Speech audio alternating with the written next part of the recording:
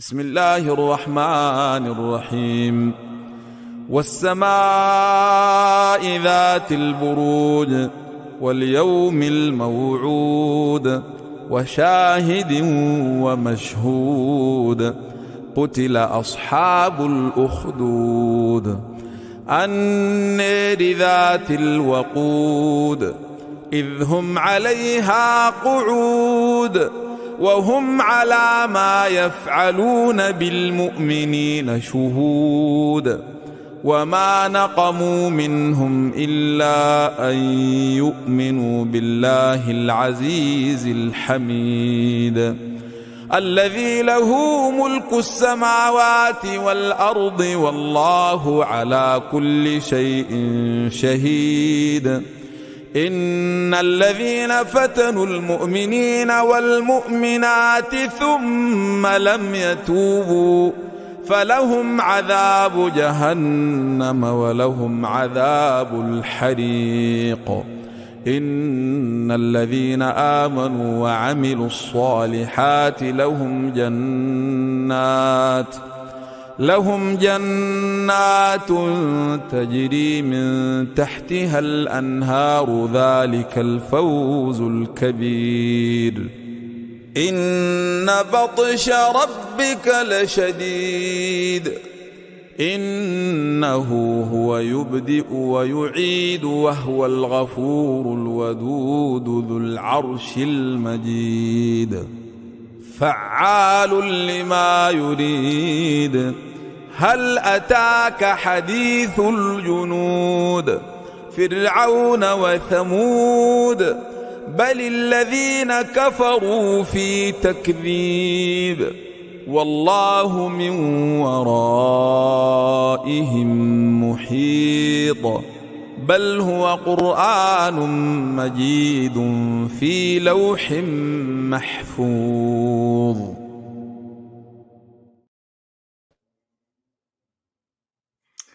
Assalamu alaikum wa rahmatullahi wa barakatuh, brothers and sisters. My name is Roshan Muhammad Saleh, and I am the editor of the Muslim news site 5 Pillars. And brothers and sisters, this is a special event tonight entitled Rally Against Oppression in Modi's India. And it's actually a collaboration between multiple Muslim organizations, alhamdulillah. Of course, we're all doing our own thing, but tonight we have come together to amplify each other's voices, bi'idhnillah. And those organizations are 5 Pillars, my organization, MPAC UK, the Islamic Human Rights Commission, Hizb Tahrir Britain, Islam 21C, CAGE, DOAM, the Peace Institute, and the Association of Indian Muslims UK. Now, brothers and sisters, the aim of tonight is to clearly explain to you what the Hindutva ideology is and the threat it poses, first and foremost, in India, of course, but also around the world. And as you'll know, the British Muslims watching this feed will know what happened in Leicester, I think it was last September, where Hindutva violence was unleashed upon the Muslims of Leicester. And we want to give you the tools to understand this ideology, the threat it poses, and the tools to oppose it. Now, tonight, brothers and sisters, over the next few hours, this feed is going to last for several hours, inshallah, until we all get tired. We're going to have a wide variety of very prominent guests, prominent scholars, prominent activists, and indeed Hindutva experts. We are also issuing a call out to Hindu organizations, representatives from Hindu organizations, to join the stream. Come on and debate with us, respectfully, of course. Tonight is not about demonizing the Hindu religion. It is about examining the political ideology of Hindutva. A bit like, brothers and sisters, a good analogy, I think, is when we think of Palestine. So when we talk about Palestine, Israel, we don't talk about Jews. We're not anti-Semitic. What we do is we talk about the political ideology of Zionism. Please keep your questions and your comments coming in, brothers and sisters. I can already see them coming in thick and fast.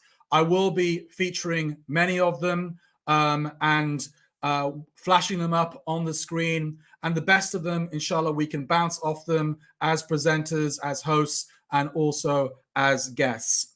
But we're going to kick off today, inshallah, brothers and sisters, by showing a little video.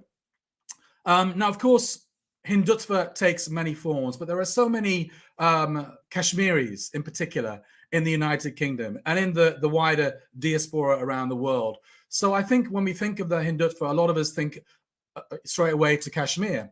And in 2019, we're going to show you a video from 2019. Of course, you'll remember India, Modi withdrew Kashmir's autonomous status. And that provoked a lot of anger on the streets of Kashmir, which led to a lockdown. It led to the cutting of communications for several weeks in that part of the world. Let's take a look at the following video, which will show you some of that.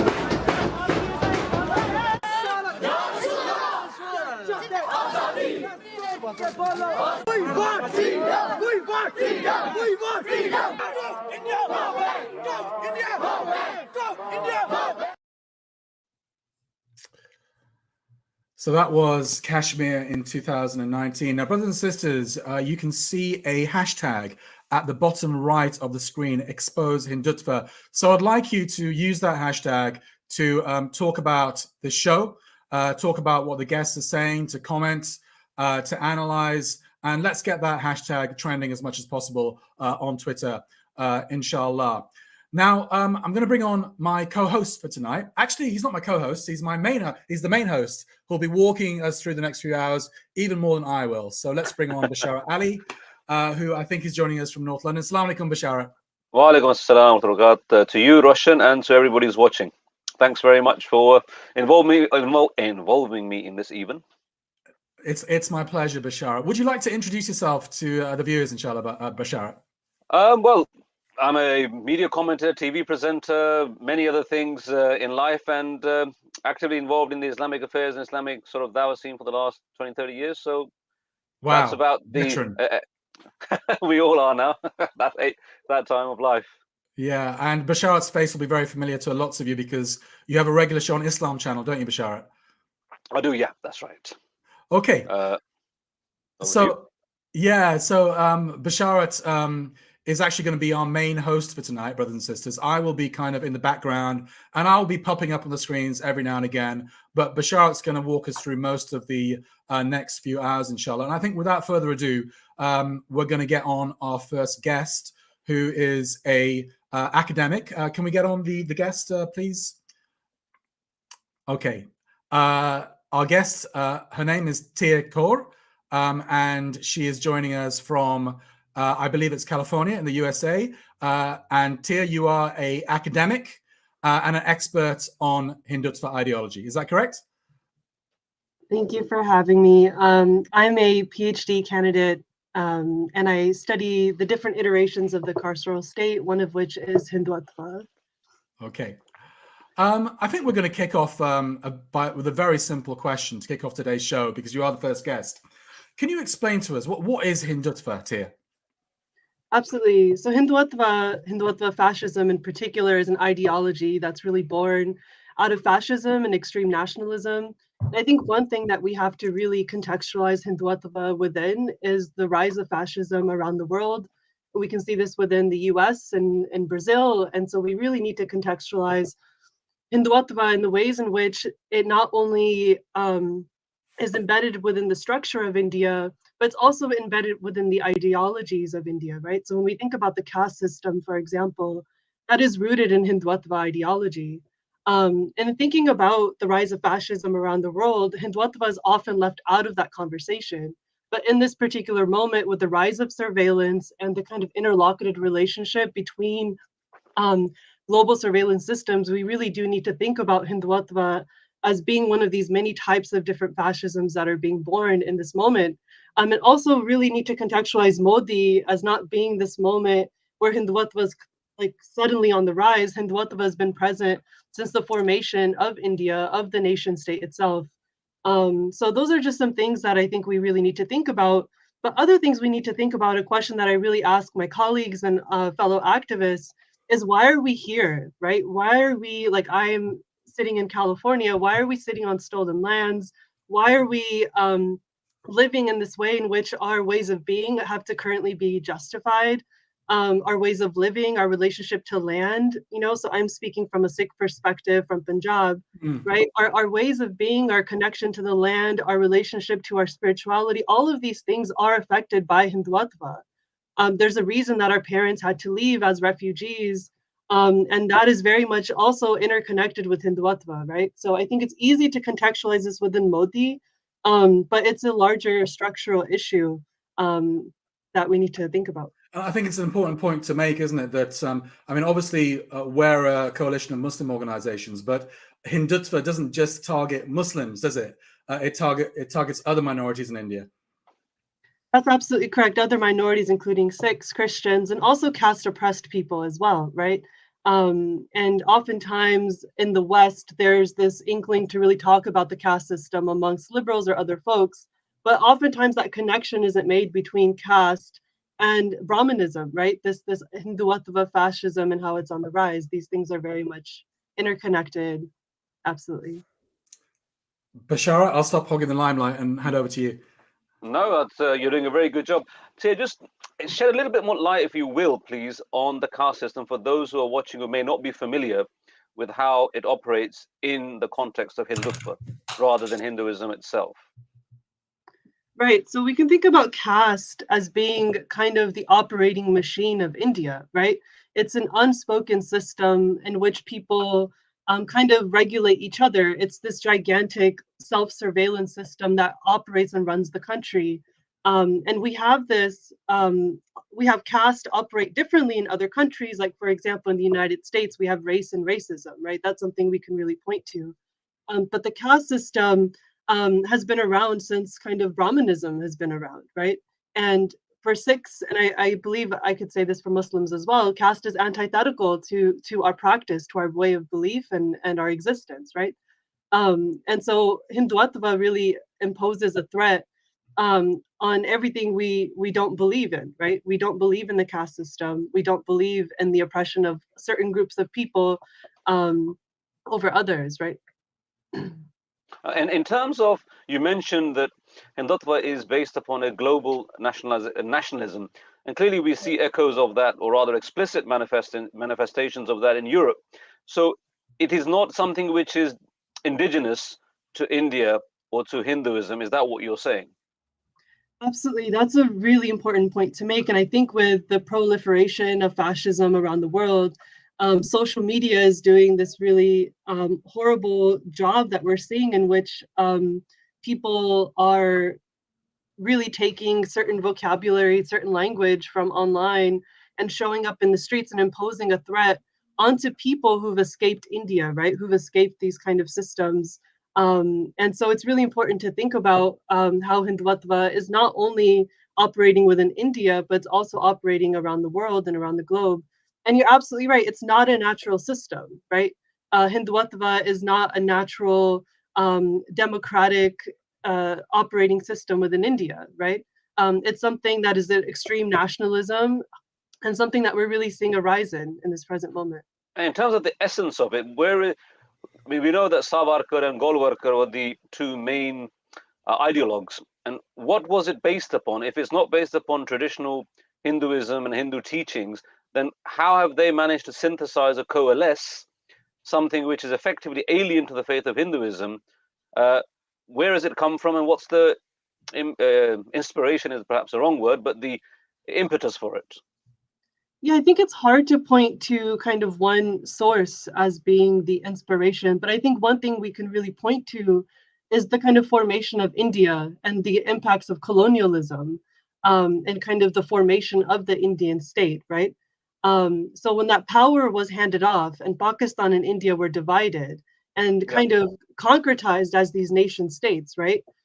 That is a moment in which we really see Hindutva or Hindu nationalism form. And I think as Sikhs, right, or coming from a Sikh perspective, we've confronted Hindutva for generations, right? We can think about the 1984 genocide, we could think about the partition of 1947, and we could think about all these kind of in-between markers in which Sikhs have really confronted India and have argued for many Sikhs, Khalistan is the only solution, because many Sikhs don't see India as like a legitimate state. And the reason we don't see it as a legitimate state, or many Sikhs don't see it as a legitimate state, is because of how entrenched Hindutva is in kind of the Indian nationalism and the Indian so-called democracy. So you're saying that the Sikh population of India don't feel safe under Hindutva. Now, many people point to prominent Sikhs who are in armed forces, in the military, in civil service, in all strata of society. So those that argue against you will say, well, actually, you're making a sweeping generalization. And in fact, it's not as stark as that. How would you respond to that? Yeah, I think we need to look at the conditions of Punjab today, right? And I think there are different things that are going on the ground. One, currently there are morche and protests on the ground to release Sikh political prisoners, right? And these are people who are active on the ground, and these are other people who have been arrested and been thrown different charges, right? Who are very much, innocent. The other thing we're seeing is a loss of land, and we saw the farmers' protest, right? Yeah. In addition to that, we can think about Sikh displacement. There are thousands and thousands of people who are leaving Punjab at high rates because they wonder what the future of Punjab looks like for them, because the rivers are being diverted or being really used for profit, right? And the land itself for the people of Punjab, it's uncertain, right? So I think it's easy to look at kind of prolific Sikh military folks or folks who have really bought into the project of India, but there are everyday people in Punjab who are struggling, right? Who are struggling with farmer suicides, who are trying to find a way out of Punjab, or who are confronting Indian police in these kind of surreal ways. And the farmers' protest is the latest example of what protest can look like. Just summarize, if you will, the farmers. I mean, I'm aware of it, but clearly many people may not have followed. Why did so many farmers converge upon Delhi, the capital of India, in this year gone by? If you could, in a couple of minutes, so give us the essence, the gist of why, and then what happened. Yeah, so in Punjab, a lot of Sikhs and other farmers have been struggling to maintain their properties, right? And a lot of that has to do with the economic system and the laws that are being enforced, in which a lot of Sikh farmers would lose autonomy over their land, right? So there were these 3 laws that would essentially make it more difficult for Sikhs to actually attain power and have money and self-governance over their land. So a lot of Sikhs sorry to interrupt you, are these federal laws? Yes, federal laws enforced by Modi. So Sikhs went to the Delhi border because the Delhi border, I think, is the kind of site of protest for Sikhs, right? It's that direct confrontation with Delhi and Punjab, right? To go to the site of the city and have a sit and protest there is really powerful. And it was to ask for the repeal of these 3 agricultural bills that would have decimated Punjab's economy even more than it already is, right? And so that protest was rooted in like Sikh values and Sikh institutions with langar and all of these different things. And so it's important for us to think about those institutions and the way in which that confrontation with Delhi police took place. And that was a year-long protest that took place in Delhi. And to me, it's one of the latest examples we have of a direct confrontation to Hindutva, right? Understanding Hindutva as this ideology that is like embedded in the system, right? In the legal system. Tia, thank you very much for your contribution today. We got so many guests, so we could talk to you for a lot longer. But we got so many guests today, we're running quite a tight ship. But really appreciate you joining us all the way from California there today. I think you got very much so. All right. Great. Thank you so much. Okay. Thank you very much. All the best. Thank you. Goodbye. That was Tia Kaur, everybody who just gave us a summary of Hindutva and the Sikh experience. Back to you, Roshan. Yeah, I should say that there are a few kind of trolls on our YouTube channel. I think we have been threatened by the Hindutva on forums like Twitter that they're going to troll us tonight. So we'll be looking out for those trolls and kicking you out of our YouTube chats. And we have a few moderators kind of helping us out tonight to make sure that the Hindutva do not spoil our live stream. Should we get on our next guest? I think I'm going to hand over to you, Bashar, but I do want to say salam alaikum to our next guest because he's none other than Sheikh Suleiman Ghani. Salam alaikum, Sheikh. Wa alaikum salam wa rahmatullahi wa barakatuh. How are you, Rashad? I'm fine, alhamdulillah. Sheikh Suleiman is someone that I go to for advice all the time, especially when we're doing problematic stories on 5 pillars. Shall I do this story? Shall I not do this story? Is it Islamically correct? Is it not Islamic correct? You know, that kind of stuff. And he's always at the end of the phone giving me advice. I really appreciate that, Sheikh Suleiman. Barakallah feek. Okay, Bashara, I'm going to go in the background now, and I'm going to be kind of any help that you need, just put it on the chat, inshallah, and I'll see you in about 40 minutes time. Okay, excellent, Roshan. Thank you. Salam. Sheikh Suleiman, Bismillah. So let's take your thoughts on the concept of Hindutva and how Muslims in particular, but everyone should be viewing this and responding. Yes, Assalamu alaikum, Basharat Ali, Jazakallah khairan. Yes, indeed, we are living at a time and the challenges that the Ummah is facing and the rise of the Hindutva and this ideology, really, it's of great concern and worried. And just like how those who understand whenever there is a genocide in many parts of the world, you can see all this is heading in that direction. So we are concerned and worried about the Muslims that are living in India. And hence as part of the Ummah of Rasulullah sallallahu alaihi wasallam, as we understand very clearly that he sallallahu alaihi wasallam in one hadith which is so powerful in the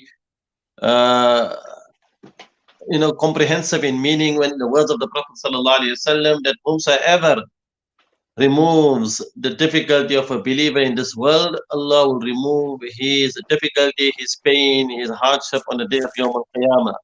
Man nafasa an mu'min kurbatan, whoever removes the difficulty of any person in this dunya, Allah will remove his difficulty on the day of Yawm al-Qiyamah. And when we compare the difficulties and the pain of a people living in this world, can we even compare it to how the challenge will be on that day of Yawm al-Qiyamah, when people will be drowning into perspiration, when people will be, the sun only about a mile above our head. So we have a great responsibility, as much as it's important for our generally imams, and we encourage and we motivate the importance of salah and ibadah, and we look forward to the blessed month of Ramadan.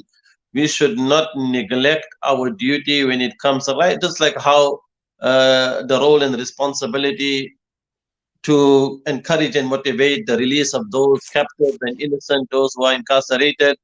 Just like how it is so important to understand that when we are facing and offering our prayer to the direction of the Kaaba, our Qibla, think about that if the walls of the Kaaba were destroyed, the Kaaba is so sacred to the Ummah, you will note that there will be such a great uproar and people will be crying and the whole world will come together.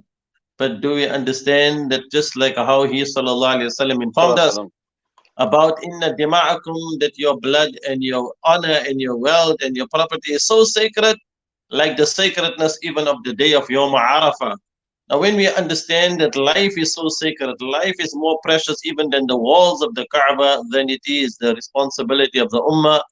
Innamal mu'minuna ikhwa. If we really think about our Ummah as one body, Mathalul Mu'minina, then the example and the parable of the Ummah, the believers, in their love for each another. So if the Muslims living in India, they are facing this persecution and there is great concern, do we really have that really spirit of responding? Is how are we responding?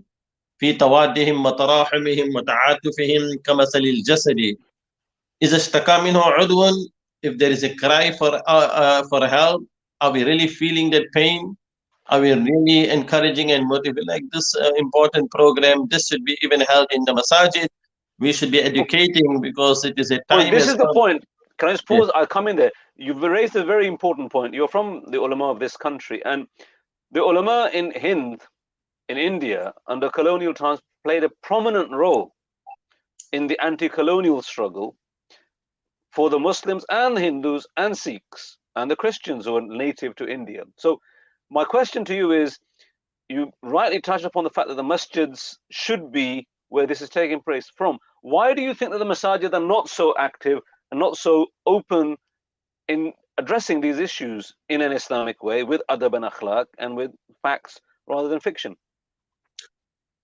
Yes, indeed. Sometimes we only wake up when it hits us at our very own in front of our doorstep. And when there was a big awakening, when when those that were, that march that took place organized by the Hindutva there in Leicester, then many of the ulama did come together and they started having conference, speaking and coming together. But you see, we wait for the moment only when it hits us at our own doorstep. And that is why we should really be proactive. We need to really think very clearly.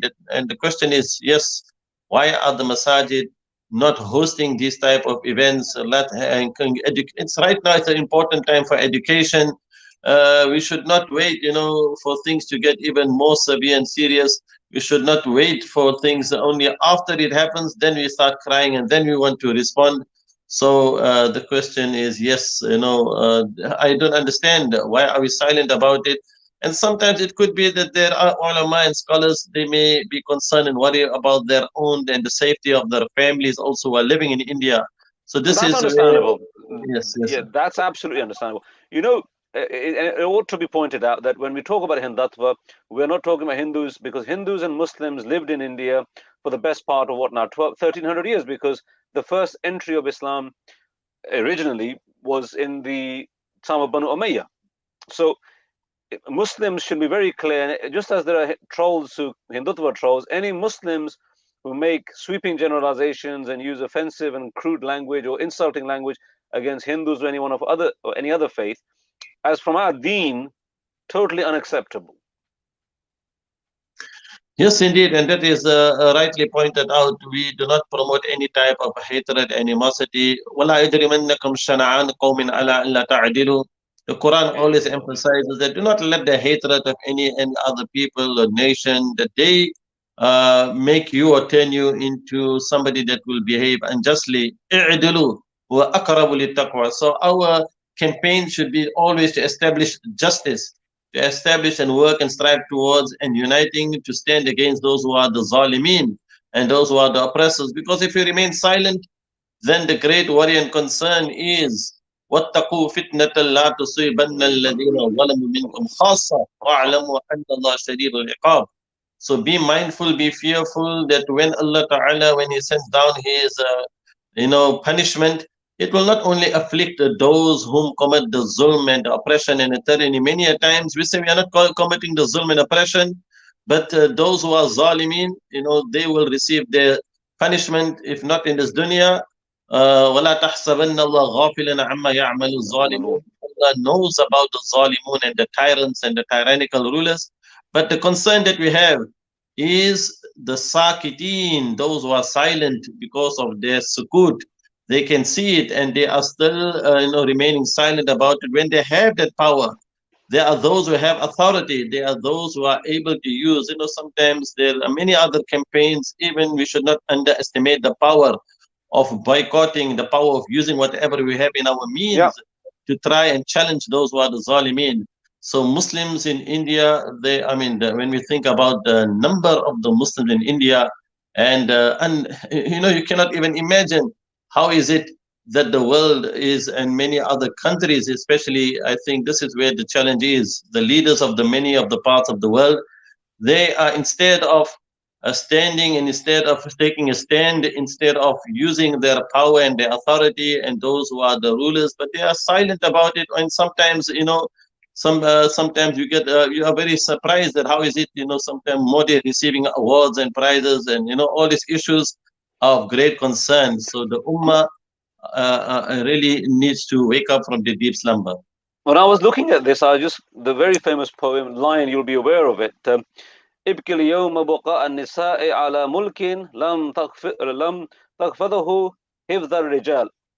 the very famous line that the mother of Abdullah Muhammad, the last ruler of Granada. Islam was in Spain, in the Iberian Peninsula, for over 700 years.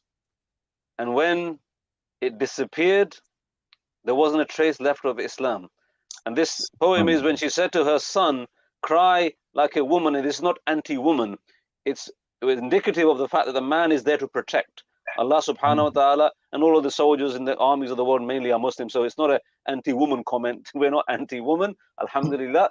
But when he said that, she said to him, cry like a woman because you failed to defend your state like a man.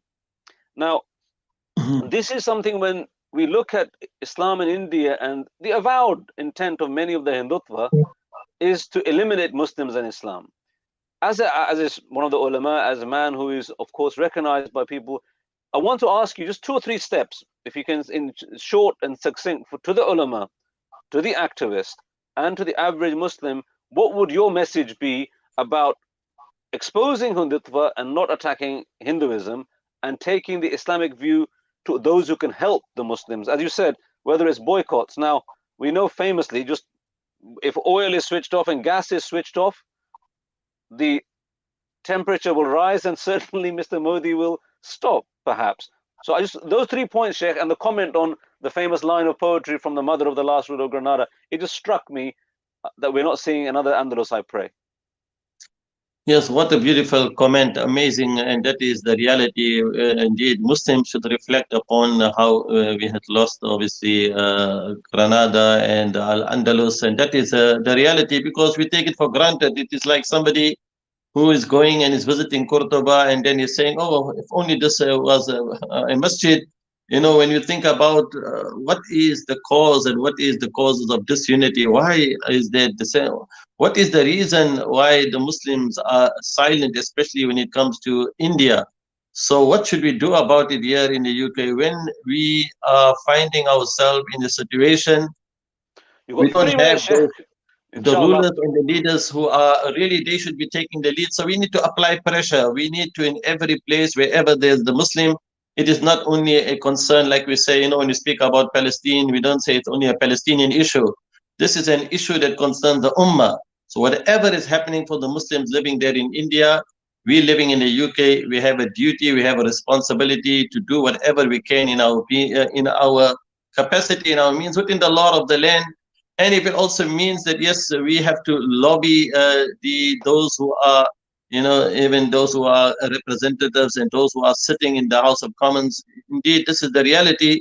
We have to do whatever we can so that those who haven't been elected, they have to use their voice, and we have to show and come together, and Masajid need to unite. We need to form bodies, representation, to send out this very strong message. If we are only sitting isolated and somebody is giving a talk in his masjid, but the rest of the Ai*Imma, they are silent about it, this is where we are failing. So we need to come together.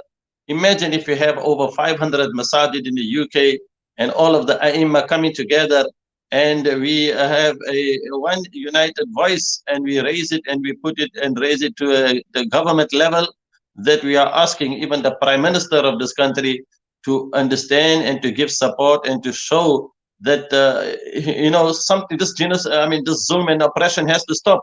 There is enough of video footages, there is enough of evidence, and the silence, yes, it needs right now. We need to raise our voice. We need, and just like having this amazing event right now, this is the way forward. And we pray and make dua that Allah Ta'ala ease the pain and sufferings of the Muslims in many parts of India. Sometimes we know there are certain areas where Muslims are living, and they are majority in certain areas, so they are feeling maybe probably safe in their area where they are living in India. And then it's happening in in another part in India, and that is why, especially for the Muslims there in India, to also unite and come together. And in this way, we hope and pray that, yes, dua is the weapon of the believer, but these campaigns and this support and showing solidarity, and even these boycotts and raising our voice even to the government level, it's really, really important and concern, in addition to the du'as that we make in our masajid. And there could be a khutbah on this topic also. Jazakallah khair for your time. And Sheikh, we will look forward to your khutbah and other Ai*Imma and the Imams with their khutbah. Jazakallah khair for that. That was Sheikh Suleiman Ghani, who was there, an Imam and a well-known personality amongst the Muslims in this country, giving us his thoughts. So now if we move on to our next guest, because we are basically looking at the situation of the Muslims and the population generally, but I want to focus on the situation of women in India. And in this context, we've got Dr. Nasreen Nawaz. She is joining us to discuss and give us her views. Assalamu alaikum, Dr. Nasreen. Welcome to the live stream. Wa alaikum salam, brother. Jazakallah khair for inviting me. Barakallah fiqh, sister. And I think I will hand over the mic to you. It's all yours. But if you can start by just giving a snapshot of the position of women generally and then Muslim women in particular in the context of Hindutva. That, in my opinion, would be a good start, perhaps. Okay, Bismillahir Rahmanir Rahim, and Assalamu alaikum to all the viewers as well today. So, brother, in terms of the general situation of women underneath Modi's Hindutva regime, it's actually pretty dismal. Like in 2021, the Indian government's National Crime Records Bureau recorded the highest levels of crimes against women generally in the country, over 420,000, the majority being kidnaps and rapes and sexual assaults, domestic violence, and also dowry deaths. And these are just recorded. You know, we don't know the actual number. And in 2018, a survey by the Thomas Reuters Foundation classified India as the most dangerous place for sexual violence against women. And it's not surprising because annually there are tens of thousands of rapes against women, which has basically led to India earning the uncoveted title of one of the rape capitals of the world. But the situation facing Muslim women in India is even more dire due to this nationalistic Hindutva philosophy that views Islam and its beliefs and its practices, such as the hijab, the jilbab, and Muslims generally as something alien or foreign to the country. It's nationalistic philosophy.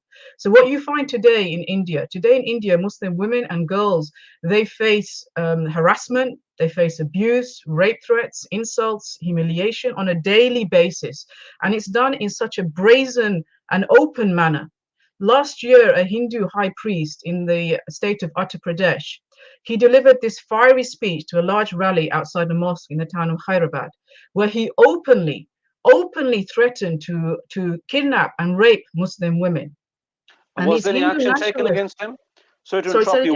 Was any law enforcement action taken? It's incitement to effectively genocide, or was any legal action taken against him? Not really, brother. This is just one example. It's a drop in the ocean. I mean, these kind of speeches are happening, you know, regularly in the country. And just to follow on from that, the Hindu nationalists in the country have unleashed like a vicious online attack against Muslim women that's full of rape threats and sexual slurs and explicit imagery. One example of this was an app that was created which basically put over 100 Muslim women on sale in a fake auction under the label Deals of the Day, astaghfirullah, that was full of sexual innuendos and so on, just to degrade them and humiliate them. Another example of this online attack was a Indian YouTube channel called Liberal Doggy Live that live streamed obscene photos of Muslim women on the day of Eid with the statement, "Today we will stalk women with our eyes full of lust." Astaghfirullah. This is the kind of humiliation and degrading that's happening on a daily basis within India to Muslim women today. And we know that last March.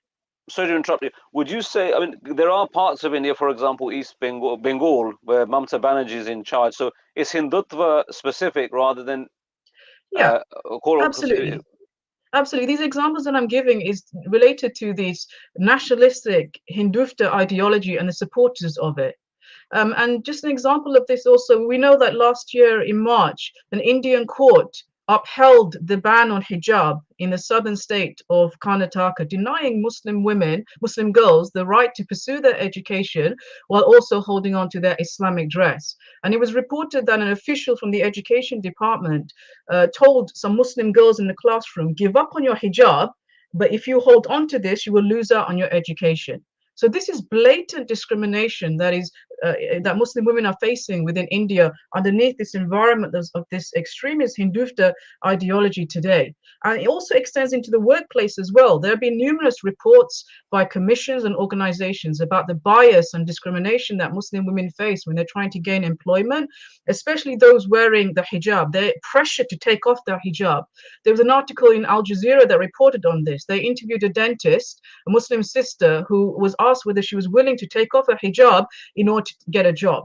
And alhamdulillah, she refused, and she said that they have a problem with us being Muslim, but they have an even bigger problem with us being visibly Muslim. And this is all part of the BJP, all part of the BJP and the RSS kind of agenda to exclude Muslims from the society, especially economically, in order to make them a subjugated population within the country. I've got a this question. Is just, yeah. Sorry to interrupt you again. Just want to get through a few points that come to mind. I mean, there has been a massive, full spectrum challenge to the treatment of women in Palestine or Iran, particularly by Western human rights organizations and so on. But we don't see a spotlight of this nature, of this magnitude, being shone upon the situation of women generally and Muslim women in particular in India. Why would you think that might be? So, brother, I mean, this kind of hypocrisy is kind of double standards when it comes to talk of Muslim women's rights that you've just basically portrayed. It's something that we as Muslim women are totally familiar with. So on one hand, you see the outcry regarding girls and women in Afghanistan not having full access to education there. But where is the outcry from the United Nations, from Western governments regarding Muslim girls and women in India, in France, in Belgium, other secular states who don't have access to education because of their Islamic dress, because of their hijab? Again, another example, whilst you have the correct outrage regarding the death of Mahsa Amini in Iran, where is the outrage regarding thousands of Muslim women and girls being molested, being killed, being terrorized in Kashmir over 7 decades of brutal occupation?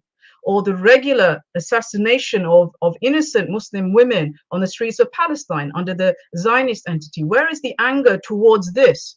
And this really exemplifies a selective outrage. I would describe it as a selective outrage, an outrage by United Nations officials, Western governments, that's based upon what's financially convenient for them. And it's not financially convenient for them to basically strain or risk their economic relationship with the Modi regime.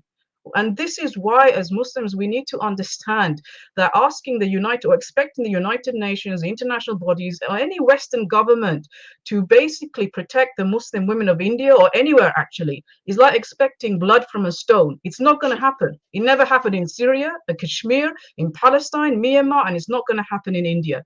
We need to axe this delusion that the United Nations or Western governments are some kind of altruistic humanitarian bodies that, sincerely care for the rights of humanity or justice or women's rights. They absolutely do not. Yeah. What about sorry to interrupt you. I mean, the point is noted in that sense, but I mean, many people will say to you, what about the media? The media always boasts about speaking the truth, about being objective, about speaking up for the oppressed, the weak.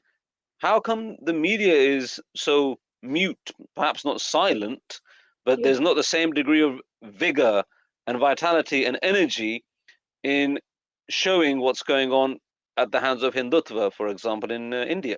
Yeah, so brother, the media as well has a particular agenda, especially the mainstream media. We know that these are generally liberal and secular media. And so when it comes to Islam being in the spotlight and being accused of oppressing women or denying them their rights, we see an outcry. So we see an example of what's happening in Iran, many Western commentators using this opportunity to basically take a stick to Islam once again, accuse Islam of denying women their rights, or what's going on in Afghanistan. But when it comes to Muslim women facing persecution under secular states or violation of their rights and deprivation of their rights under secular states, like we see in France and Belgium and other states because of the niqab or the hijab, there is basically an almost muted approach to this reality. So this is the double standards and the hypocrisy that comes with many secular states and also secular media. And this really emphasizes the point, brother, that we need to take our affairs as Muslims into our own hands and have our own vision about how we can actually protect the Muslims of India and elsewhere who are being persecuted today. How would you then, because look, if you said well, Muslims need to take their affairs into their own hands, the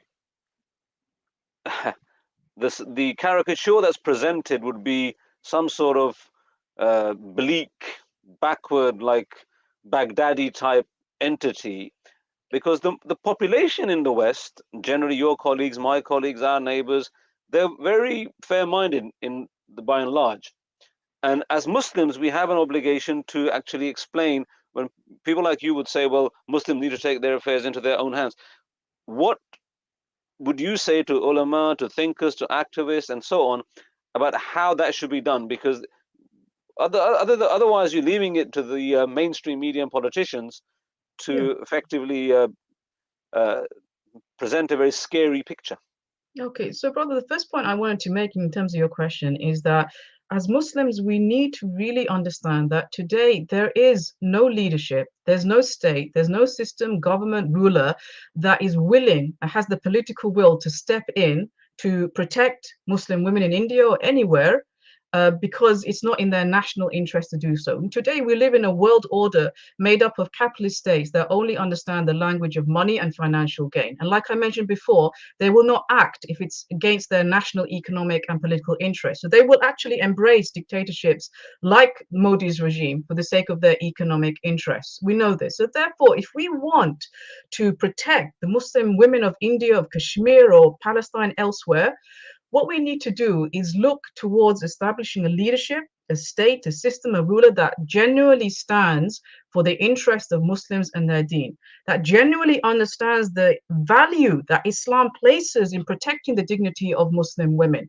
You know, we know that the Prophet ﷺ, he banished a whole tribe from Medina, from his state in Medina, Banu Kainuka, because they attacked the honor of a single Muslim woman by violating her Islamic dress. We know these examples, but today there is no leadership like that.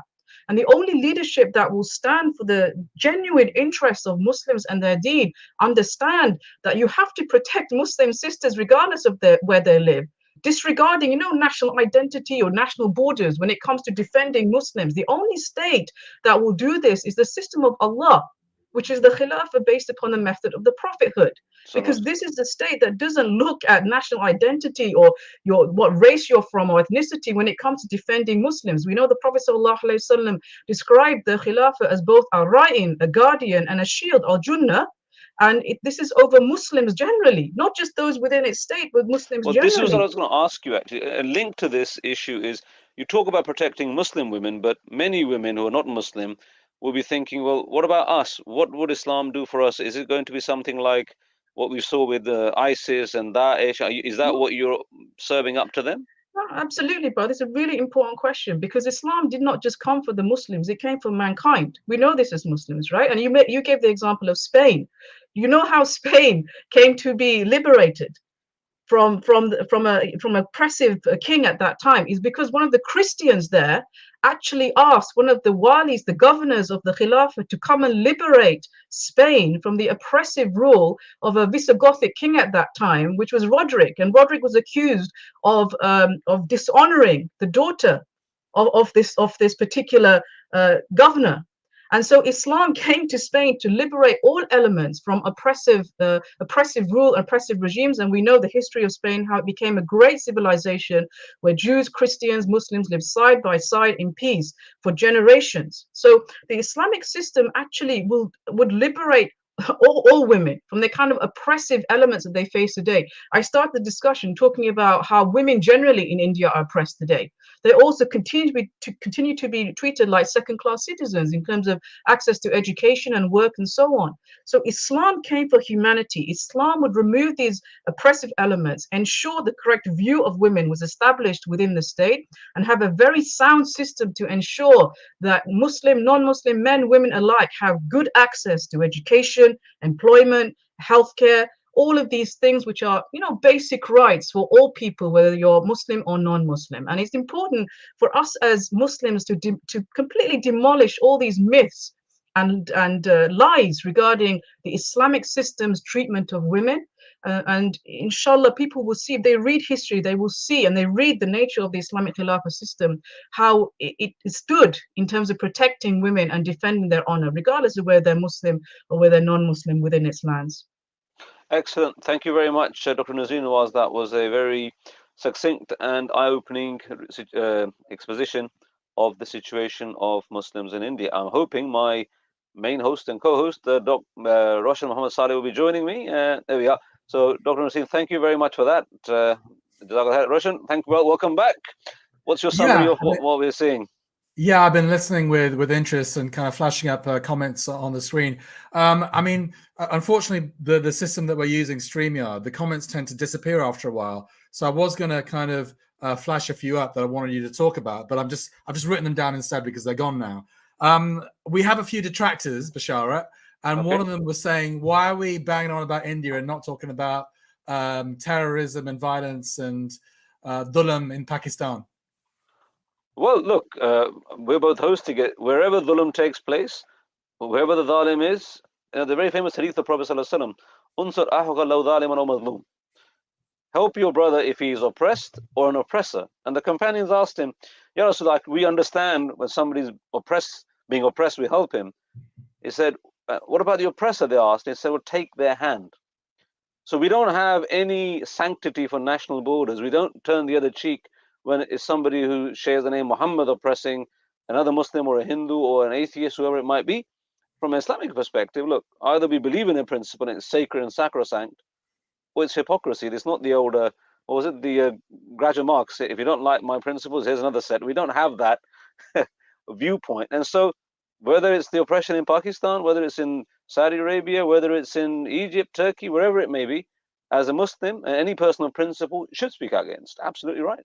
Yeah, and listen, brothers and sisters, and you know, for the detractors and the enemies and the haters watching as well, we're not a Pakistani channel. We don't represent the Pakistani government here. Of course, you know, we have brothers and sisters in Pakistan. We're all part of one Muslim ummah, but we don't represent any national interests here. So if Pakistan does something wrong, we're more than happy to call it out. And in fact, believe it or not, Basharat, 5 Pillars has been banned in Pakistan.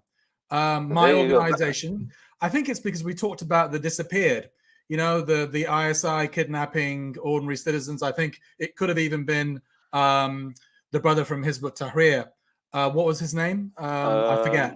Naveed Butt. Naveed Butt. Yeah, I think we did an article on him. He's probably in the hands in a ghost prison somewhere in Pakistan, held by the ISI, just disappeared off the street like thousands of other Pakistani citizens, you know, political dissidents, etc. And for that reason, I think we have been banned in Pakistan. So to access 5 Pillars from Pakistan, you need a VPN. So we have no pro-Pakistani nationalist agenda here. One more comment. A few people are talking about why aren't Hindus condemning Hindutva ideology. I must admit, Bashar, despite the fact that we said we're not targeting Hinduism as a religion, and we certainly aren't, I remember when Leicester happened, there was a real lack of Hindu organizations condemning the Hindutva ideology. When Hindu organizations spoke up and issued statements, they were issuing general appeals for calm. And for violence to stop on both sides. But they weren't saying anything about the Hindutva ideology and the toxic nature of it and its role in the tensions in Leicester. Maybe because they believed in it, maybe because they were scared. I'm not sure why. Would you like to see Hindu organizations, religious organizations, should they be speaking up about Hindutva? Well, I think everybody should be speaking up about Hindutva. Just as you said, look, you took the Pakistani government to task for kidnapping citizens who are. Then there are groups that talk about the disappeared. There are in fact many hundreds, and it's not just Pakistan. You know, you have black sites across the world, whether they happen to be Western governments detaining people in Pakistan or Bangladesh or wherever it might be. Yeah, from our perspective, we I've got to be clear. And this is not about Hinduism, absolutely not. We've grown up with Hindus, we've studied with Hindus, and the Muslims in India lived side by side with Hindus for the best part of 1300 years. So this is a complete non sequitur. It doesn't fly at all. And I think the Hindu majority, I still believe it's a majority from my own interaction with Hindus who are anti-Hindutva, need to speak as well. And it's got to be one about differentiating their faith from effectively what is a foreign. I mean, you know, Hindutva ideology goes something like this: Islam and Muslims are alien to India. So the English language clearly was born in India. Secular Western liberalism was born in India. And I'm sure people like Mussolini and Hitler were born in India. Of course they were not. They've adopted a foreign ideology which they've synthesized or mixed with their faith, some of them, people like Golwar. And it should be noted that Nathuram Godse assassinated Mahatma Gandhi. He was linked to RSS. So the man who shot dead Mahatma Gandhi was an RSS member. And the RSS is the lifeblood of the BJP, which, so therefore, from our perspective, when we look at this, we don't, as Muslims, we should not be apologetic. We should talk to the Hindu people that we know, priests, activists, and say, look, why don't you condemn? What's the problem? If somebody says, well, look, if I speak out, my house will get demolished. All right, well, fair enough. I may, you know, at the end of the day, if you fear that much, then say so at least. But silence or general condemnations aren't really what's needed, because the lives of 250 million human beings are potentially imperiled. Bashara, I can see our next guest, who we will get on in a few minutes' time. Yeah, one point that people are making that I should emphasize as well is that Indian Muslims, they're so oppressed that they can't speak out. So they're really relying on Muslims who live in countries in the West where we're not under physical attack, where there aren't draconian consequences necessary if we do speak out. They really need us to be our voice. Before we go on to our next guest, Bashara, we're going to play out our second video. There was a very kind of famous incident, I think it was in February 2022, when the southern state of Karnataka, I'm not sure if I'm pronouncing that correctly, correctly. Yeah, they banned the hijab, didn't they, in schools? Right. And we saw that wonderful sister, her name escapes me, who did Muskan that Khan. protest. And, you know, what was her name, sorry? Muskan Khan. Of course, Muskan. Yeah, I tried to interview her, but I couldn't get hold of her. I would have loved to have done that. I wonder what's happened to her now. But she did that wonderful protest, and there were solidarity protests all around the world, all around the Muslim world. And we've got a video of one such solidarity protest in Pakistan by hundreds or thousands of Muslim women. If we can see that video now, please, inshallah.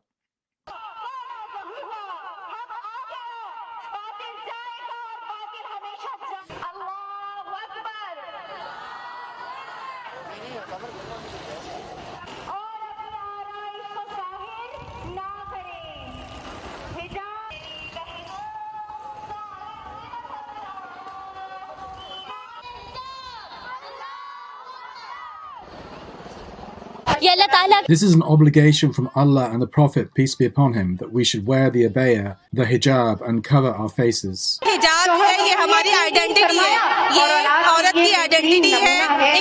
Hijab is our identity. It's a woman's identity, the identity of a pure Muslim woman. We will never give it up. It's the law of Allah to remain in force forever.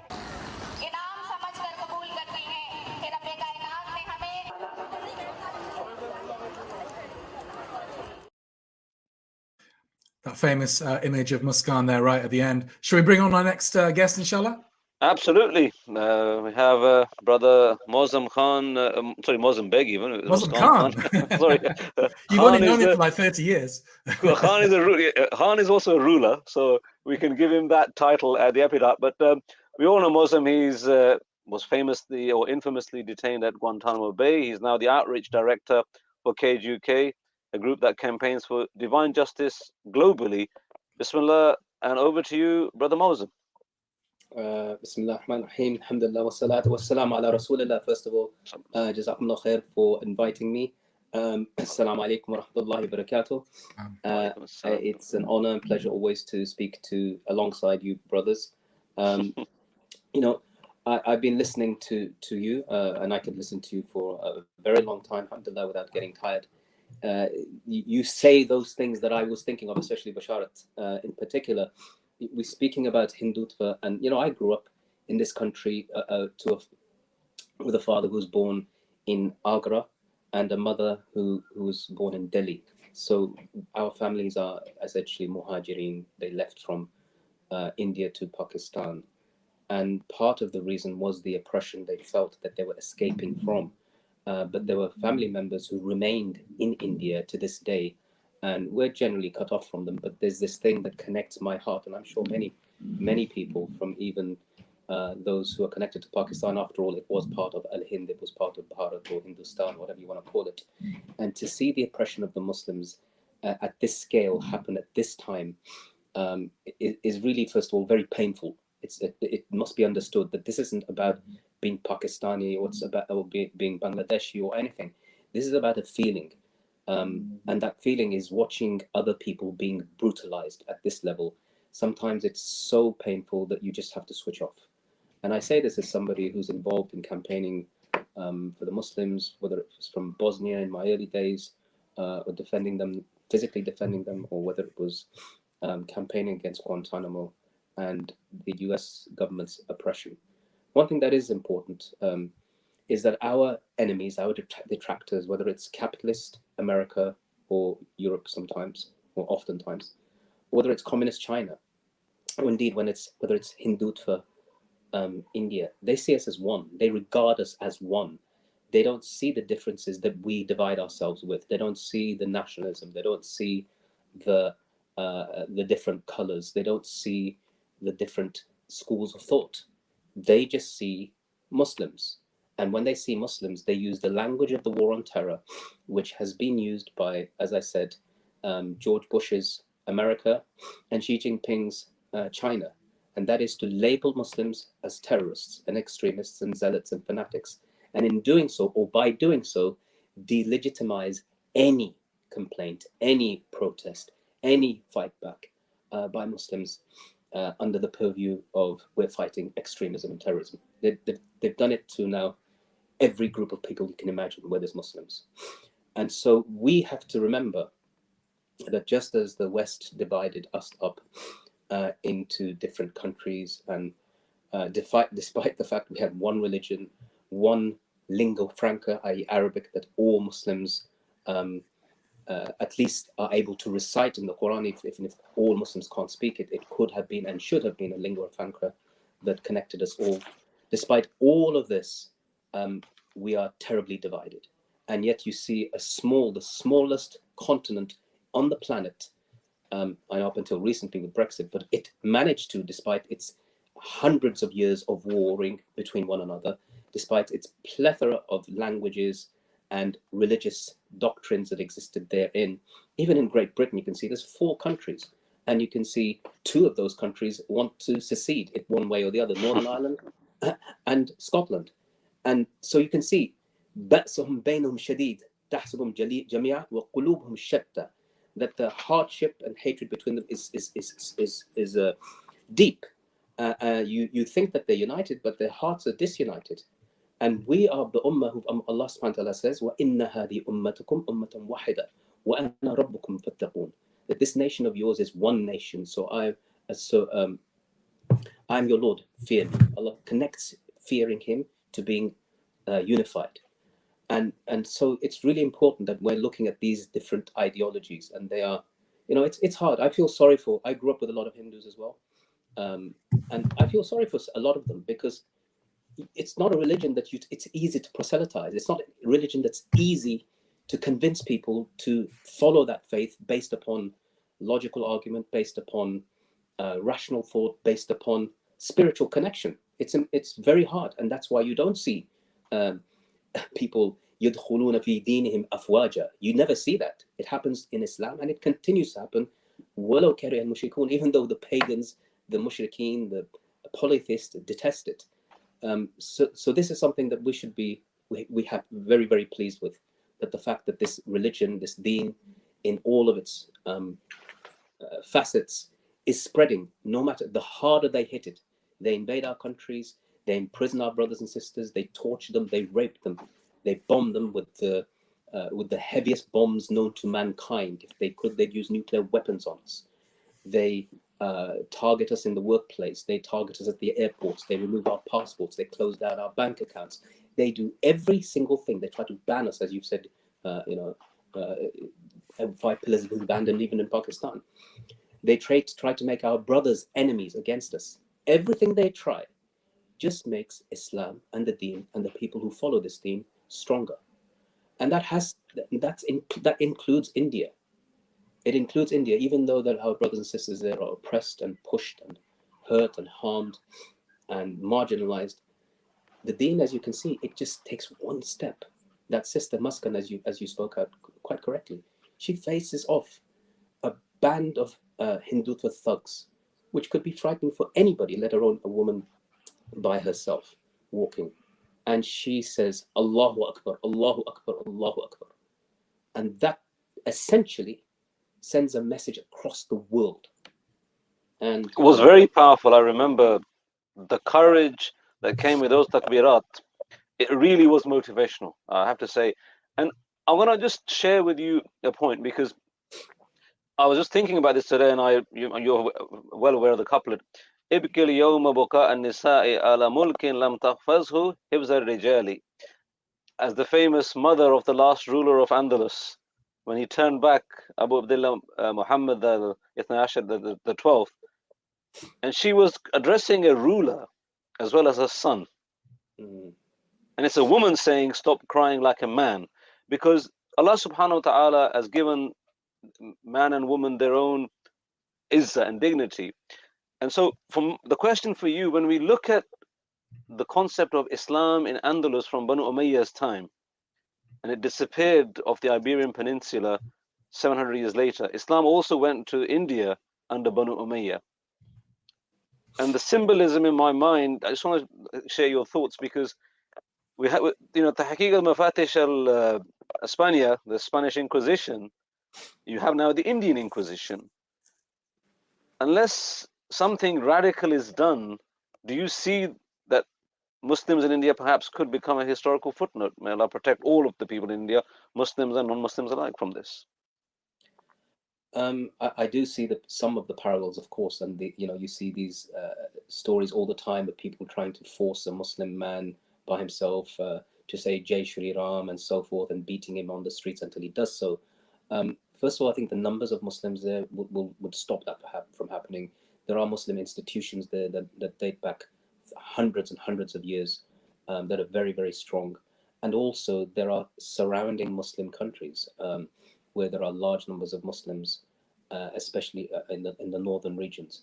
So I don't think that would happen unless the Hindutva ideology takes over and is allowed to spread unchecked for several decades. If that happens, then I think what you're saying is a possibility. And if that happens, and we can, remember, let's just take a look at China next door. In China, what's happening, you don't see necessarily that kind of street violence, because it's actually institutionalized by the state, so that they remove the Islam without having to essentially beat the people. What they do is just take the children, put them into orphanages, and try to remove the Islam from them right from the beginning. So either way, with the one, you can see the enemy in front of you. With the other, it's very clear that there's a systematic approach by the government to turn Muslimin into, murtadeen, or not even Muslims anymore, to kufar. Either way, I think we have to be prepared for that ideological attack. It's across the board.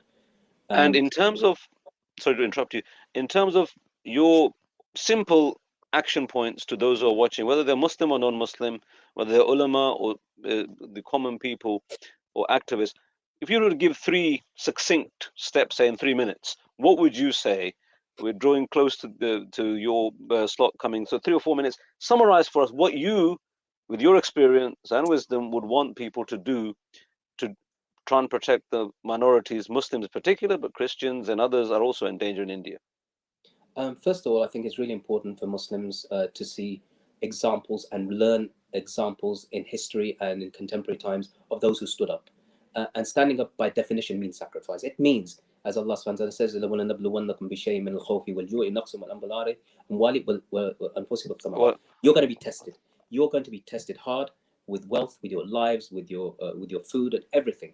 And you've got to be prepared for that. You have to be prepared to go to prison. You have to be prepared for some kind of loss. You have to be prepared to move if necessary. Sacrifice. You have to be prepared for sacrifice. It's essential that no movement throughout the world ever succeeded without that. So we have to at least teach our youth that these are our forebears and this is what they did and this is what their legacy was.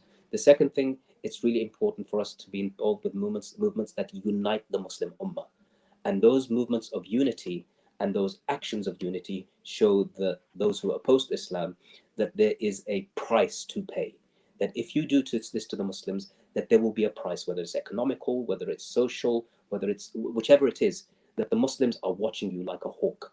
And the third thing I would say is, though people might put it down and not say it's important to really feel something for your Muslim brothers and sisters, and that is to make dua, that is to get yourself involved in organizations that are involved in helping and fighting for the rights of Muslims and making sure your voice is heard.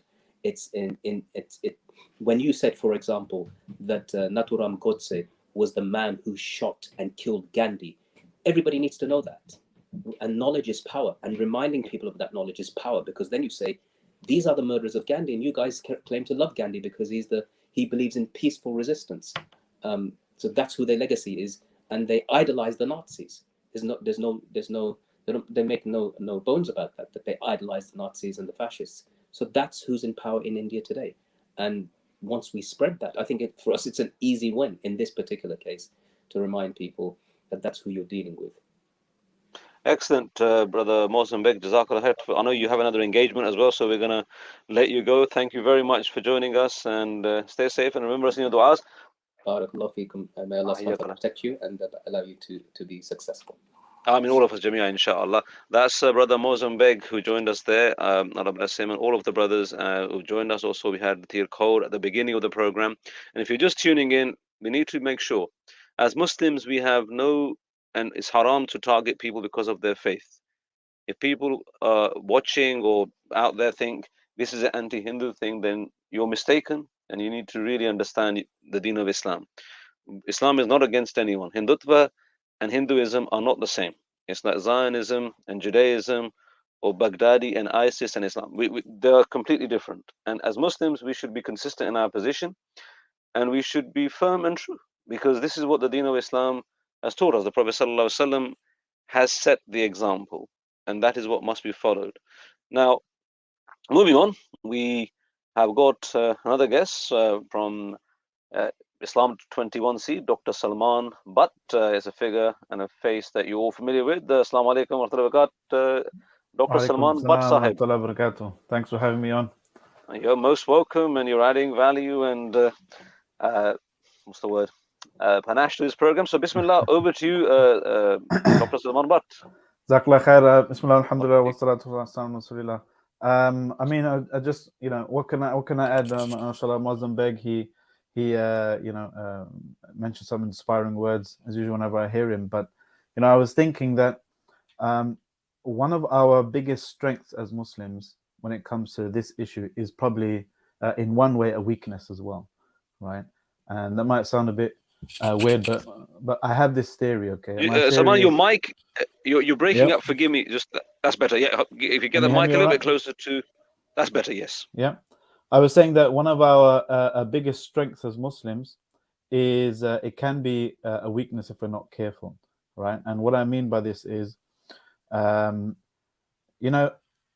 these ethno-nationalist thugs, right? Whether it's kind of the Hindutva thugs, whether it's Zionists, or whether it's even our own very own homegrown kind of neocons, I'm not going to mention names, far right kind of thugs that try to make things difficult for Muslims over here.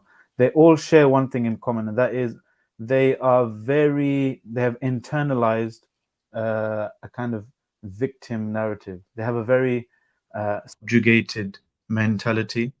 This whole narrative of something that we have been the victims, and because they've constantly fed themselves and their followers for years and generations even to absorb a kind of victim narrative. Whenever they get a bit of power, they become oppressive. They become because that's the only thing they know. They to be a victim or to victimize. And the problem, it's not really a problem, but the problem it can be seen as a problem for Muslims is we are an ummah that Allah subhanahu wa ta'ala sent to lead, because أنتم كنتم خير أمة أخرجت للناس تأمرون بالمعروف وتنهون عن المنكر وتؤمنون بالله. You're the best nation raised for mankind because you enjoin the good, because you forbid the evil, and because of your relationship with Allah subhanahu wa ta'ala. But the problem here is when you feel like you're leading. Salman, I've lost you. Can you hear me? Frozen. No, last 30 seconds, take 2. Yeah, can you hear me now? Yes. Let me try without the headphones. How is that? That's good. Go for it. Can you hear me? Yes, loud and clear. You gotta pull out your mic, because the mic must have maybe some technical difficulties. I can see you. It's slow motion at times, but there you are. Can you hear me, Basharat? I can. Yes, go for it again, Not Salman. sure if you We lost can the hear last me. 30 seconds. Have you paid your internet TV bill? We're having some technical. Can you hear me, difficulties. Basharat? I can now. Can you hear me? Salman, have you pull out your? I can hear you. Have you pulled out the mic? Bashara, I think it might be your issue, not Salman. I can Me? hear Salman loud and clear. I think it's your issue, Okay. Bashara. Okay, I've got You're to go pay my bill unjustly then. slandering This is Salman. accusation again. Thank you, Roshan, for coming to my defense. Perhaps, Bashara, you may. I'm not sure. You might need to rejoin yourself. I'm fine. I can hear you. I can hear both of you. Okay, so I'll just gate crash the party then. So I'll go away. Again. Welcome back. So I mean, I don't know how much you heard. I kind of stopped in maybe a semi-sacrilegious place because I was saying, Muslims' strength is their weakness. I need to explain that a bit. What I mean is when because Muslims, we don't have, this is the tarbiyah that the Prophet ﷺ gave to the ummah, that not to feel like victims, like you're subjugated to, but to have a victorious mentality. Because even if, like the famous quote goes, what can my enemies do to me? If they kill me, I'm a shaheed. If they imprison me, it's khalwa with my Lord, and so on and so forth. So we always have this positive, victorious attitude. But what this becomes, when this becomes a problem is when we might adopt a kind of blasé attitude towards, dhulm that's happening. This is something that Allah subhanahu wa ta'ala has warned us against in very serious terms, that just because the Muslims and people who are sincere and people who are upon the truth and the just cause, if they are being oppressed, then yes, okay, of course, in the hereafter they will be rewarded for their patience and perseverance and so forth. But that does not mean that we should be silent and just say, oh well, God will take care of them, Allah will take care of them. No, we have to sometimes be extra cautious to highlight these atrocities, highlight what's happening. And there's some kind of I guess a contradiction sometimes in our hearts, and certainly in my heart, that you don't want to just spread negativity and bad news and make people upset and depressed all the time, that kind of stuff. But we have to highlight atrocities in an empowering and a positive framing as Muslims. Not that, look, this is happening, oh woe to us, how oppressed we are. No, this is happening, therefore we have to get up and do something about it. Right, this is happening, therefore we have to. And one of the things I want to mention, just kind of something, a take-home message we can all implement, is utilize this methodology, you can say, on social media. Yeah, we have to be very active. Some brothers, I remember from Mend, were saying when they were trying to increase the ability, the stats of Muslims actually reporting Islamophobic incidents, because of that victorious mentality, they have imams that are attacked and sisters, attacked in the street, and they don't report things because, they don't feel that subjugation. It's good. That's good that we don't feel victimized, but we have to report certain things so that we have correct, accurate statistics around, so we can make arguments and so forth. So when you see something, every Muslim here, for example, and every non-Muslim as well, when you see something which is unjust, something which is, feeding into this proto kind of a genocidal narrative that you know, whether it's with Hindutva or Zionism or even China and so forth, or even far right over here. When you see it, don't just say, "Oh, so stupid." No, click report, click downgrade it or whatever, or if there's something that goes against the policies of It's the a part social of media. Amr bin Ma'ruf and Nahy anil Munkar, as you said. Exactly. So every bit helps. It sharpens your argument. It shows support for those who are the victims, and those who are the detractors or the cowards. They know they've got to deal with it. So don't just roll your eyes, brothers and sisters, and say, "Oh, look at this, they're up to the same old tricks again." You know, the BBC had to amend. I remember a few years ago, just stuck in my head. The BBC had to amend one of the grossly misleading headlines about Palestine and the Zionists because of 5 complaints. You know, just took 5 people complaining, and they made the headline more accurate. Obviously, kind of you can tell what was on the agenda there, but it often doesn't happen because we just sit there and roll our eyes and say, "Oh well, you know, Allah will deal with them," or whatever. No, if you see something, you have to do something. You have to say something, so you can report. That's why now when a few people start doing this, it becomes automatic. It becomes algorithmic. This is why the likes of 5 pillars is banned in Pakistan, or Islam Trinity is banned in everyone's workplaces, workplace internet service providers, because a few people flagged certain things they didn't like, flagged certain things as whatever hurts my feelings or extremists or whatever, and now the automated machine learning algorithms and stuff, they've taken these as initial Red data flags, to kind of automate the process now. So it doesn't, it just requires a handful of people watching here. I don't know how many people watching here. Just all of you here, if you do this, if you implement this, inshallah, it will make a huge difference. Whenever you see nonsense, report it. Whenever there's always a report button if there's something spreading fake news. But and that's a very, very important piece of advice. Whatever's within our control, we're accountable for that for sure. Whatever is not within our control, whatever we are obliged to look at that. And I think from the perspective of raising awareness, we've seen a lot of Muslim leaders cozying up to Mr. Narendra Modi, whether it's the Middle East, whether it's Pakistan and places like that. From the perspective of an informed Muslim, how should we engage in this discussion or debate in your idea, in your thoughts? Yeah, exactly. So that I was going to mention one thing actually. So our own government, the United Kingdom, right, government, they have been exporting the People's Review of Prevent exposed this a few months ago. They've been exporting anti-Muslim policies like the Prevent agenda to regimes that are tolerating, or even some regimes that are actively calling for the extermination of Muslims in Islam, in China, in the Zionist state, and in India as well. So our own governments are involved in training and sharing, partnerships.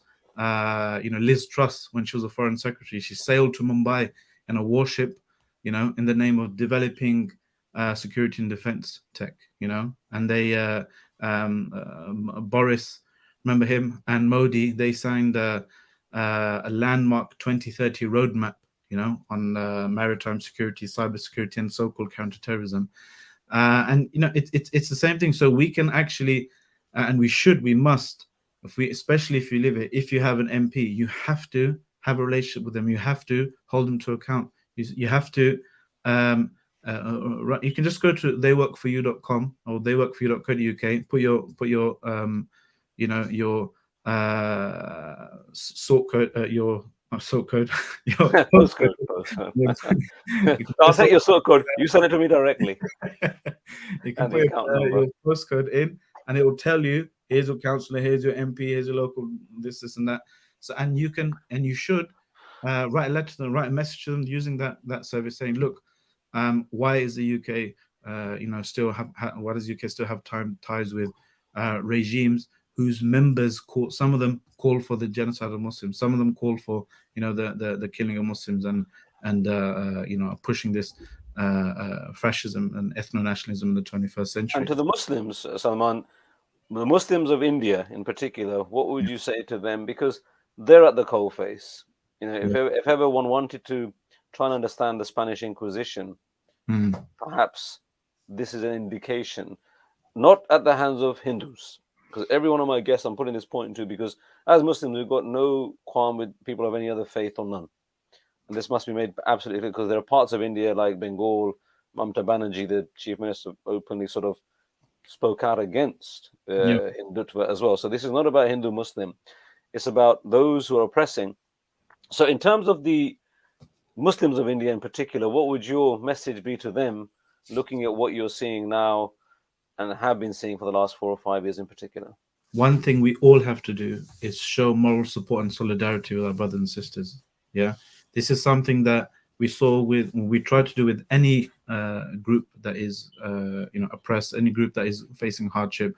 As Sheikh Suleiman said, Prophet ﷺ said, whoever lifts one kurba, one hardship of this dunya, then Allah will lift the hardship from him of the day of judgment. Subhanallah. So and our Uyghur brothers and sisters have told us to our face, for example, that we're so relieved that people are talking, Muslims are talking about our plight right now. Likewise, we should do, and let this be the start of a big campaign, inshallah, to show moral support and solidarity with our brothers and sisters. That you're not alone. You're part of a broader, wider ummah.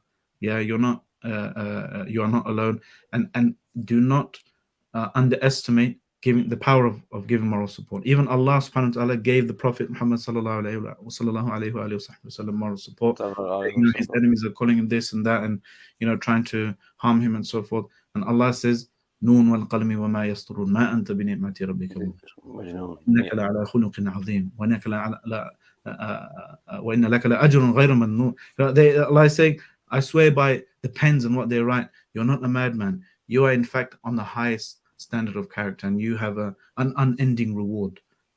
This is Allah subhanahu wa ta'ala giving moral support to the Prophet sallallahu alaihi wasallam, and the strongest heart. Yeah. So what about us as normal human beings?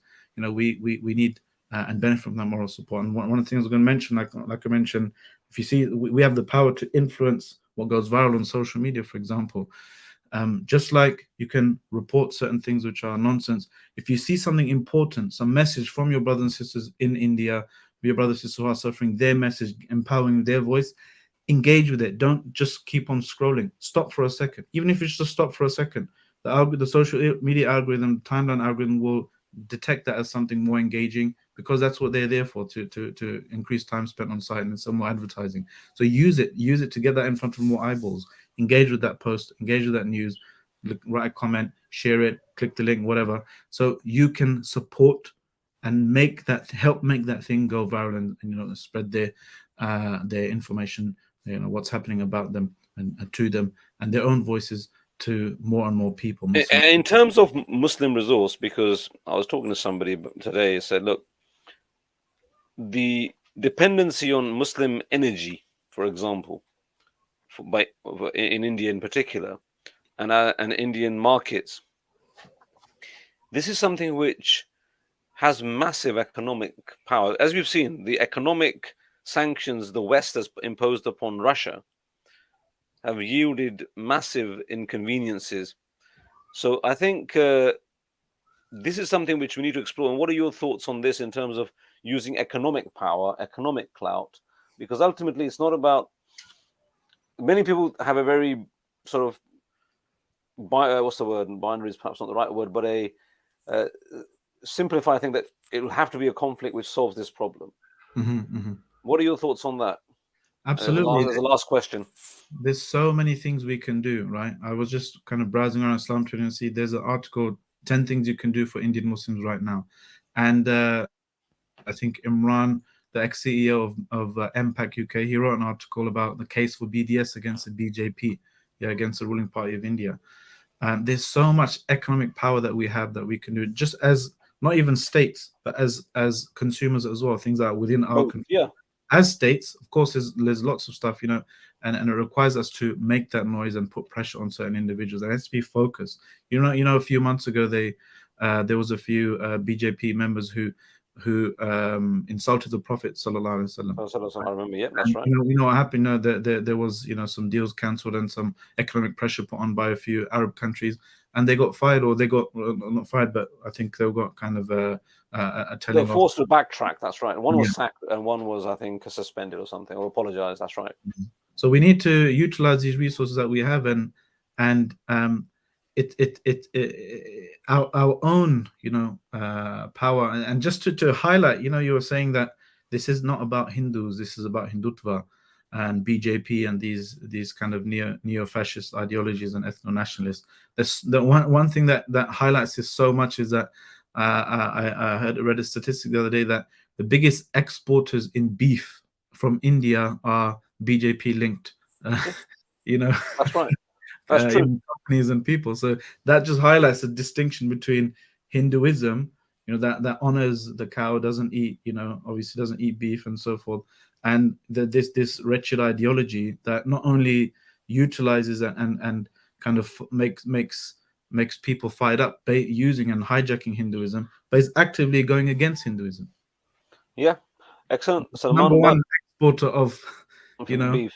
I mean, yeah, because you're absolutely right. That it's basically political spin and downright deception in some cases, which is being used to target Muslims across the board. Salman Butt, Dr. Salman Butt Saab, thank you very much for your time and wise words.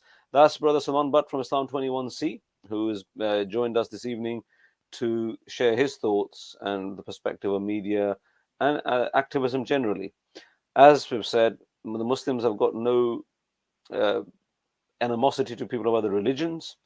We are not here to talk about Hinduism as a faith. We are here to talk about Hindutva as an ideology, and the two are distinct. And that's the way we want to keep it. Now, we can move on to our next guests. In terms of Kashmir in particular, the Indian part of Kashmir, for the last 75 years, the majority, because it is the only Muslim majority province or territory, should I say, which has been under Indian federal control. And now, my next guest, Dr. Zafar Khan Sahib, he is a spokesman for the Jammu and Kashmir Liberation Front. It's a group that has been fighting for an independent Kashmir in the north of India and Pakistan.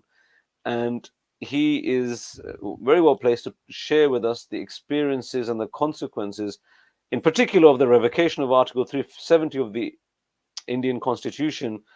And I'll start with that. Zafar Sahib, thank you very much for joining us. All over to you. Thank you very much. Bismillah ar-Rahman ar-Rahim and Assalamu alaikum. By the way, it's just simple Zafar Khan, not Dr. Zafar Khan. Okay, we'll have you whichever way you like to be known. Zafar Khan Sahib, Bismillah. Well, I was very interested to hear some views that the previous speaker was alluding to about the current Indian political scene, and particularly the BJP-led government since I think 2014, but particularly the 2018 post 2018 government. So just can you explain to our viewers in a few sentences what the immediate impact of the revocation of Article 370 of the Indian Constitution was? Well, if you look at the historic context of the Kashmir issue itself, revocation of 370 means that the former state of Jammu and Kashmir has become a free territory which is reoccupied. Because 370 Article 370 of the Indian Constitution gave India a kind of, if you like, a bridge in terms of relationship with the Indian held or Indian occupied or Indian administered part of the state of Jammu and Kashmir. And revocation itself is also within the context of Indian Constitution illegal. The annexation of a territory which is subject to a dispute between three parties rather, India, Pakistan, and the people of Kashmir, and the nature of the disputes is different. India and Pakistan have claim over the territory, whereas the people of state of Jammu and Kashmir have the right to decide its But you know, status. in terms of the status, so if you were to practically say, from the revocation of Article 370, these are the two biggest dangers for the people of Kashmir, what would they be? The two biggest dangers? I think what has happened, the biggest danger at the moment is the silence of the international community over this, and there are political and diplomatic reasons and economic reasons for that in vis-a-vis India and the rest of the world, particularly mostly the Western world, as we see. No, so Yeah, that's probably valid. But if you were to list, how has life, if it's got better for the Muslims of Kashmir or the no. Indian, or worse? If it's got worse, can you give us a few examples? 'Cause Yeah, many people won't know. the simple example would be that you will not be able to conduct a live discussion with a member of either my organization or no organization from Srinagar or any other part of the state of Jammu and Kashmir, which is under Indian occupation. Not now, not last year, and certainly not since 5th of August 2019, when illegally India unilaterally annexed a territory which it held prior to that as a trustee or as a proxy of the United Nations. So Got that that. is the kind of context. But then the next part is, for the people who don't know, if I was the average Kashmiri family living in Srinagar, can you give me in so 3 minutes or 4 minutes, what is my life like? I'm a family of 5, 3 kids, mom and dad. We live in Srinagar. We are not pro-Indian. We are Kashmiri Muslims or non-Muslims for that matter. What is life like, and how has it got worse, if that's what you say it is, since 5th of August 2018? You are under siege. You are under siege formally since 5th August 2019, and ever since the BJP government came in, and there is a policy that it drives vigorously, and that is a policy, all out policy, termed all out policy. That means whether you are a politically activist or whether you subscribe to armed struggle, they make no distinction. They will grab you, nab you, and put you behind bars, or do even fake encounters are frequent. And so the Kashmir, and particularly the valley of Kashmir, is being ruled by a huge number of is occupied by a huge How many number of soldiers? troops. How many Well, troops are we talking about, prior roughly? prior to I mean, the United Nations Human Rights Commission published 2 reports consecutively. I mean, one in 2018 and one in 2019, and both reports actually cite something like 700,000. But we believe that an extra 2 to 300,000 military and paramilitary troops were inducted in order to prepare the annexation of 5th August 2019. So we are Okay. talking about 900,000 military And what's the troops. population of Kashmir? So we're talking about 900,000. What's the population Yeah. of Well, Kashmir? well, if you look at the population of Valley of Kashmir, it is around 9 million, and So the it's uh, one wha- soldier for every 10 people. Yes, but there are wider areas. There's the area of Pir Panjal. There is a Chenab Valley, the Jammu province, and so you could say that in a total population of about 13 million, they are not all Muslims, but majority of the people are Muslims. You have What percentage are 900,000 Muslim? troops. What percentage are The Muslim? overall percentage of Muslims in the region occupied by India is about 70%, and that also is the total state. I mean, 35, 30%, 33% of the region is under Pakistani control, and you have Yeah. 6 million population there, and so a total population of about 22, 23 million, and there is a population, some people in diaspora, both in India and in Pakistan, Okay. as well as outside. So with regard to Kashmir specifically, economically, has the economic situation got better or worse since 5th of August? Economic situation is abysmal.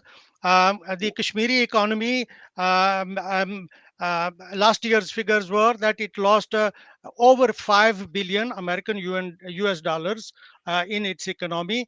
And the pretext of India's, if you like, absorption or annexation. When you say absorption, it uh, makes it needs to the people need to understand what that means. So yeah. when you say absorption, does that mean that now that the population can be diluted, Yeah. which was Yeah, what does yeah. that mean? Yeah, what it means is that India now directly rules. India has not only annexed the whole of the territory, but India has also bifurcated it between the province of Jammu and province of Valley of the Kashmir as one union territory directly ruled from Delhi, and the Ladakh region of Jammu and Kashmir as the other union territory. Now these two union territories have lieutenant governors, whereas previously there was a governor for whole of the region, and all this has been done unconstitutionally, even according to the Indian Constitution. And in And terms of you must not forget that prior to 2018 there was an assembly elected locally that represented whole of the Indian occupied territory. It had its own high court, its own judiciary, and so on. And now everything is ruled directly, and things have come under India's Supreme Court directly and formally. And local laws do not apply now to the Kashmiris, and dilution of the population is in the demographic change. And so they've what does changed that the mean? rules. What do, That so yeah, yeah, that what does means, Bisharat, I'll tell you, that means if you are a Kashmiri, you were under a state subject rule or citizenship rule of 1927, which was incorporated into Indian Constitution as Article 35A in 1954, which is 2-3 years after Article 370. You had the right to land, and no person from outside Kashmir had that right to buy land, unless of course they qualified for that under some special circumstances. They could only lease. No, they could only lease land, and this also applies for the territories that were under Pakistani control. And those territories, the Azad Kashmir region still practices that, but the Gilgit-Baltistan region, Pakistan also did away with that, and that is also a big issue, Bisharat. okay? But since we are talking about territory under Indian occupied Kashmir, Yeah. now we are saying that the change of state subject rule or the citizenship rules means that literally Kashmir has been opened up to 1.4 billion Indian citizens from India.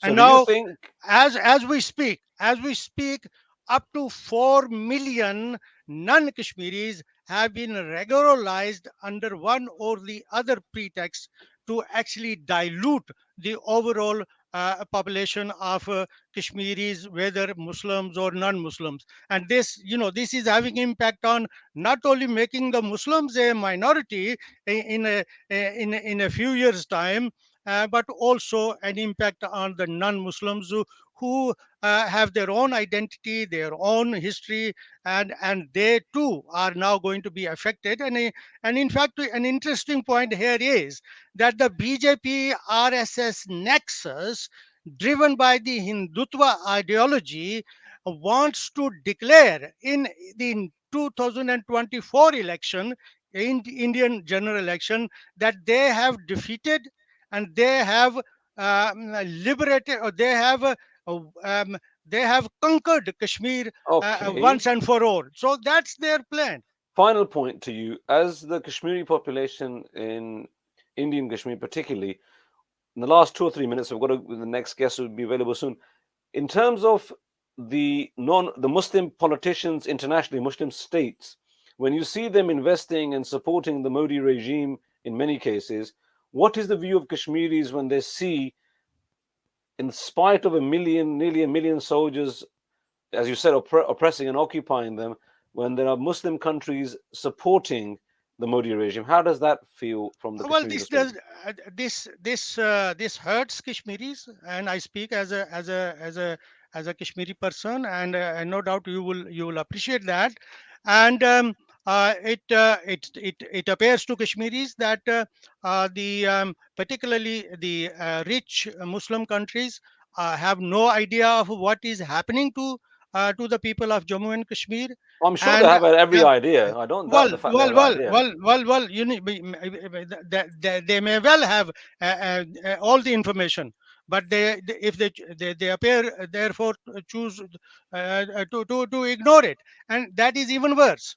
And so it's a question of people's rights, a question of a people's right to decide and have a future political system of their choosing. And anyway, this is a subject of a dispute for 75 years, and it has to be resolved by the will of the people. And India agreed to it, Pakistan agreed to it, United Nations Security Council agreed to it, and all the major states agreed to it, and even, of course, the advanced resolutions. And there are around 20 resolutions, UN resolutions. But do you think, I mean, on the final point, we all know that the superpowers use, discard regimes. They've done that to Pakistan on at least 3 occasions in the last 60 years, as you well know. So the likelihood of something like this ever materializing is more bleak than even Modi pulling out of Kashmir, would you say? It is it is not helpful to Kashmiris, but certainly India and Pakistan have it within their power, and also they owe it to their people to resolve Kashmir issue. Kashmir can be a bridge of peace, prosperity in between India and Pakistan, and also in the region. And I think Kashmiris have consistently said that they want peace, they want a peaceful resolution. Of course, we want peaceful resolution. Our leadership is in jail, so they are not talking to our leadership at the moment. India is not interested in a negotiated settlement or a resolution, and Pakistan is in a very weak position for all sorts of reasons of its own making, and maybe machinations of others, we don't know, but perhaps of their own making. And so the Kashmiris at the moment are struggling on, and I think the Kashmiris will not give up their right to decide on their future, but it is not going to be easy for Kashmiris, and Kashmiris know that. Okay. Zafar Khan Saab, thank you very much on behalf of Jammu Kashmir Liberation Front, JKLF. Very kind of you to take your time out and join us this evening. That was Zafar Khan Saab, who is the spokesman for Jammu Kashmir Liberation Front. He's shared his thoughts and ideas with us. Our next guest is about to join us, so I'm not going to delay. Time is precious, and it's Abdul Wahid. Assalamu alaikum. Thank you very much for joining us. What are your thoughts? Assalam wa rahmatullahi wa barakatuh. Jazakallah khair, brothers and sisters, for joining tonight and for this brilliant effort. May Allah subhanahu wa ta'ala accept it. Yeah, my thoughts briefly, Basharat, on a few things that have been said this evening. I'll start with the Kashmir issue very briefly. What the brother just said, there's one very important thing about the Article 370, which took away Kashmir's theoretical autonomy. It never really had it in practical terms. How can you have autonomy when you have hundreds of thousands of troops in your region? The threat is the same threat that's happened in East Turkestan. The threat is the same threat that's happened in occupied Palestine. The tactic is to try and change the demographic of a region. Kashmir Valley is over 90% Muslim majority. It's the only area of India which has that large a percentage of Muslims in such a concentrated area. By removing Article 370, in theory, you allow Hindus and others to move in there and change the demographic. So what Brother Zafar Khan mentioned about people there supporting their own right to self-determination and stuff, if you change the demographic, then effectively you can get more people in there who will vote to be totally occupied by India and legitimizing that occupation. So that's the threat going into the future. Whether that happens practically or not is a different matter. I was speaking to a few Kashmir activists this week from Indian occupied Kashmir. And one of them said to me, you know, the likelihood of many Hindutva supporters moving into the Kashmir Valley is small because they aren't really brave enough to do it. Those kind of activists are not really brave enough to move into an area where they would be a minority. So this is the first point I'd say, which is important about Kashmir. The second thing I'll say, as I say, I spoke to a couple of Kashmir activists this week who are from Indian occupied Kashmir. It was very striking, bro. They are very passionate. They want to speak. Actually, they want to speak a lot because they feel they can represent the reality of what goes on there better than people from Kashmir, which is independent in Pakistan. But the threat and fear from the regime for their families and their loved ones is real. It's real. They're very passionate people. They told me a lot about the experience of whole villages getting raided and young people getting locked up and stuff. And yet, what would you say to the Indian government's argument, or that look, we are the elected government of India. We represent the will of the people, rather like, but it's not a direct comparison. To give people an understand conceptual reference point, the UK voted to leave the EU. It was the decision of the people, even though it's harmful to many, perhaps many would say economically, albeit. That's the way it goes. They're the rulers of India, and at the end of the day, they decide what goes on, and they've decided to change the setup. Yeah, so in the end, if you make that analogy with the UK, you're saying the Westminster government would send near 1 million troops into Scotland and oppress the people there. And when I say oppress, I mean you're talking about horrific crimes. I didn't mean to be a reality. What I meant was actually conceptually. Yeah. The point was that they're the rulers of the country, and that's the ruling system, and they've followed their laws in changing their laws. Yeah, well, I don't think that's right actually, because that's a constant. Well, you know, if you put your mind into the mindset of somebody within India, okay, that's a constitutional issue which effectively a politician has taken into their executive power, and most countries will not allow that kind of change to take place. But it also shows the problem of this so-called world's largest democracy. This world's largest democracy is advertising itself as doing whatever it wants to, acting with free will in a way that has no principles anymore. And it's advertising itself that actually fascism, nationalist fascism, extremism like that can come into power through elections, right? And it actually sadly is exposing the reality of, for many Muslims in India who for many years invested their trust and their faith in this system, which has badly let them down. Okay, so I think that those points on Kashmir are worth noting for our audience. Okay. The other thing I'd say, I mean, many of your speakers have spoken about Hindutva, and you guys have made the right point that this is not about religion. This is about a political ideology. The religion is thousands of years old. The political ideology is no more than about 100 years old. And it started with a few ideologues, like you've said, and this is very important for your audience if they don't understand it. Started with a few ideologues who were influenced by Mussolini, Hitler, European nationalism, and fascism. It grew over the decades through this organization known as the RSS, which is a paramilitary group which advertises itself as a civil society group.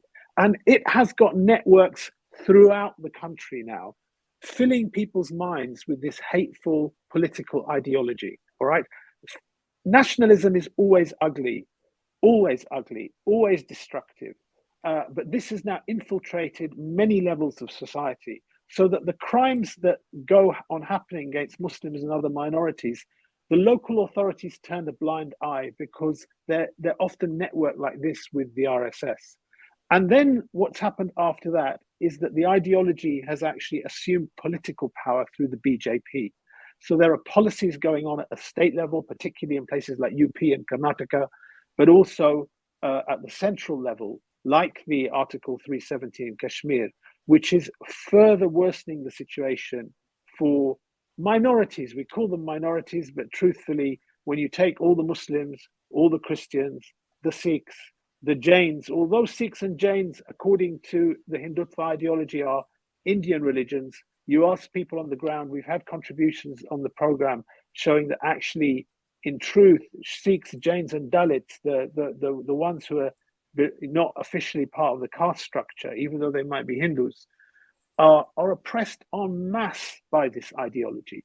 So I think the more people know, the more we shine a light on this, the more actually people will realize that there is a need for an alternative. There is a need for an alternative narrative. This is not about communities clashing like it's portrayed in the West.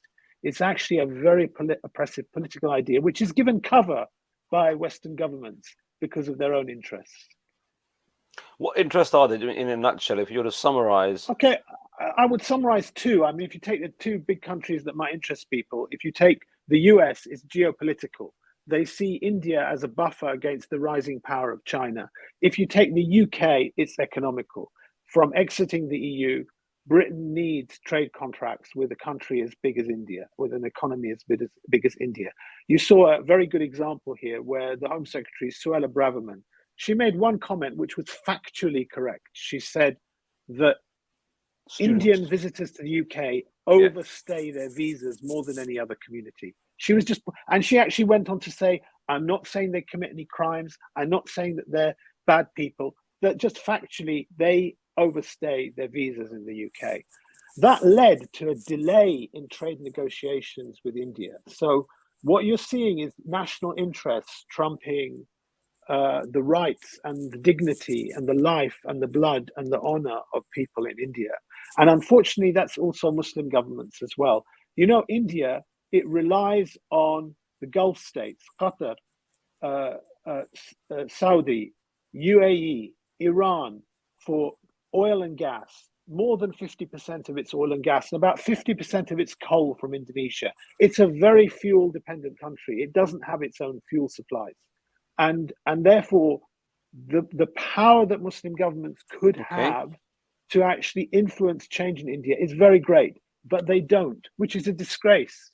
So in fact, we should be exposing them for the shameless betrayal of the Muslims around the world. And I'd like to see us exposing that more. Okay, otherwise, Dr. Thank you very much for coming on. Thank you, brothers and sisters. Assalamu alaikum. Now we go back to Roshan, Roshan, welcome back. Assalamu alaikum. Walaikum salam. I've been monitoring stuff in the background, and I see that we do have two guests. I'm actually going to be quite brief, Bashara, but just I think a few, just to reiterate a few things, because some people in the chat are saying 5 pillars, but actually this is not a 5 pillars event. It's an event by several Muslim organizations who are MPAC UK, the Islamic Human Rights Commission, Hizb ut-Tahrir Britain, Islam 21C, CAGE, DOAM, the Peace Institute, and the Association of Indian Muslims UK. And I'm very proud to say that, because I do feel as though, you know, Muslim organizations, sometimes we don't work together. Sometimes we duplicate what others do. Sometimes we're in rivalry with each other even. And it's great to see so many organizations coming on board to amplify each other's voices, because we're stronger together, aren't we, than we are individually. A couple of questions that keep popping up, and I want to play devil's advocate here, just in case people say that, you know, we're against Hindus and we're being, you know, against the Hindu faith, etc., etc. One comment came up: Muslims oppressed the Hindus in India all those years. Your response to that, Bashara? Well, look, if you look at history dispassionately, I think Shashi Tharoor famously, he wrote he absolutely went for Churchill and the empire. He said when the empire came to India, it accounted for 25% of the global GDP. The development that Islam and the rulers brought to India is unparalleled. And look, my late father-in-law was born in Amritsar. And he told me, he said, listen, until the poison of colonial division and Hindutva and things like this, he said, look, Hindus, Muslims, Sikhs, because they lived in Amritsar, heart of Amritsar. He said it was fine. We didn't have any problems. So the idea that Muslims are anti-Hindu or anti-Sikh, rather like it will be rather like a Coptic Christian in Egypt saying Muslims are against Christians when you've got 9 million Copts. Islam has ruled Egypt, to my mind, for the best part of 1400 years. Muslims have ruled India before the empire came for about 1,000 years, many parts. No part, except for Kashmir, due to historical demographic reasons, was majority Hindu. So majority Muslim. So I'm not defending the excesses of certain Muslim rulers. Of course, they were bad Muslim rulers. We don't rose tint and look at history through rose-tinted spectacles. Alhamdulillah, as Sheikh Sulaiman Ghani so aptly said, the verse of the Quran, "I'dilu," when it says about these things, are ordered to do justice. We speak the truth. So I absolutely don't accept that as anything to do with Islam. The bad people are the bad people. And briefly, Basharat, some people are saying that it's you see this slogan at a lot of Muslim protests, both all around the world, really. Modi Hitler. Some people on the chats are saying that's inappropriate. We shouldn't make that comparison. Your view on that? Well, if you take a very simple viewpoint on this, when the RSS ideology is adopted from and cites approvingly fascist iconography and icons from the 1920s and 30s Europe, it's not me saying it. This is what people are saying. This is what people's views are. If you want to cleanse the Indian subcontinent of Muslims, what did the Nazis say? They wanted to cleanse Europe of Jews. You know, Kristallnacht is acknowledged when they attacked Jewish. It was, I think, in the 1933 when the Nazis were elected. I think they attacked Jewish businesses by design. Yeah. So when Muslim businesses are boycotted, when Muslims are attacked, mosques, and this is not Hindus. The majority in India, certainly a substantial minority, perhaps 50-50, do not support Hindutva.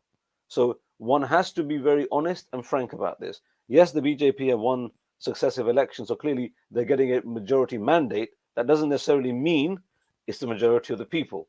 Okay. And so as Muslims, absolutely not. Nazism or the fascist policies were to target Muslims, to effectively dehumanize them. One of our guests later on as well, academic Dr. Uthman Latif, will talk about this because he's a published academic on dehumanization and othering. And it'll be interesting to see what his thoughts are. Okay, so without further ado, I think we'll go to our final video. Brother Osama in the background, who's helping us there in the background, just to kind of explain what this is all about. We've been talking, especially those commenting on our feeds, have been talking about the complicity and the silence of world leaders, both major Western leaders and also Muslim leaders in Israel, etc., with the Modi regime. So we've got a little video which kind of testifies to that. Play it out, please. Share a strong and growing major defense partnership. At the root of our partnership is a deep connection between our people, ties of family, of friendship, and of shared values. As two democracies that are the world's largest and oldest, we are natural partners. And the progress that has taken place in our relations in the last few years, the new momentum that has been created, would have been hard to even imagine a few decades ago.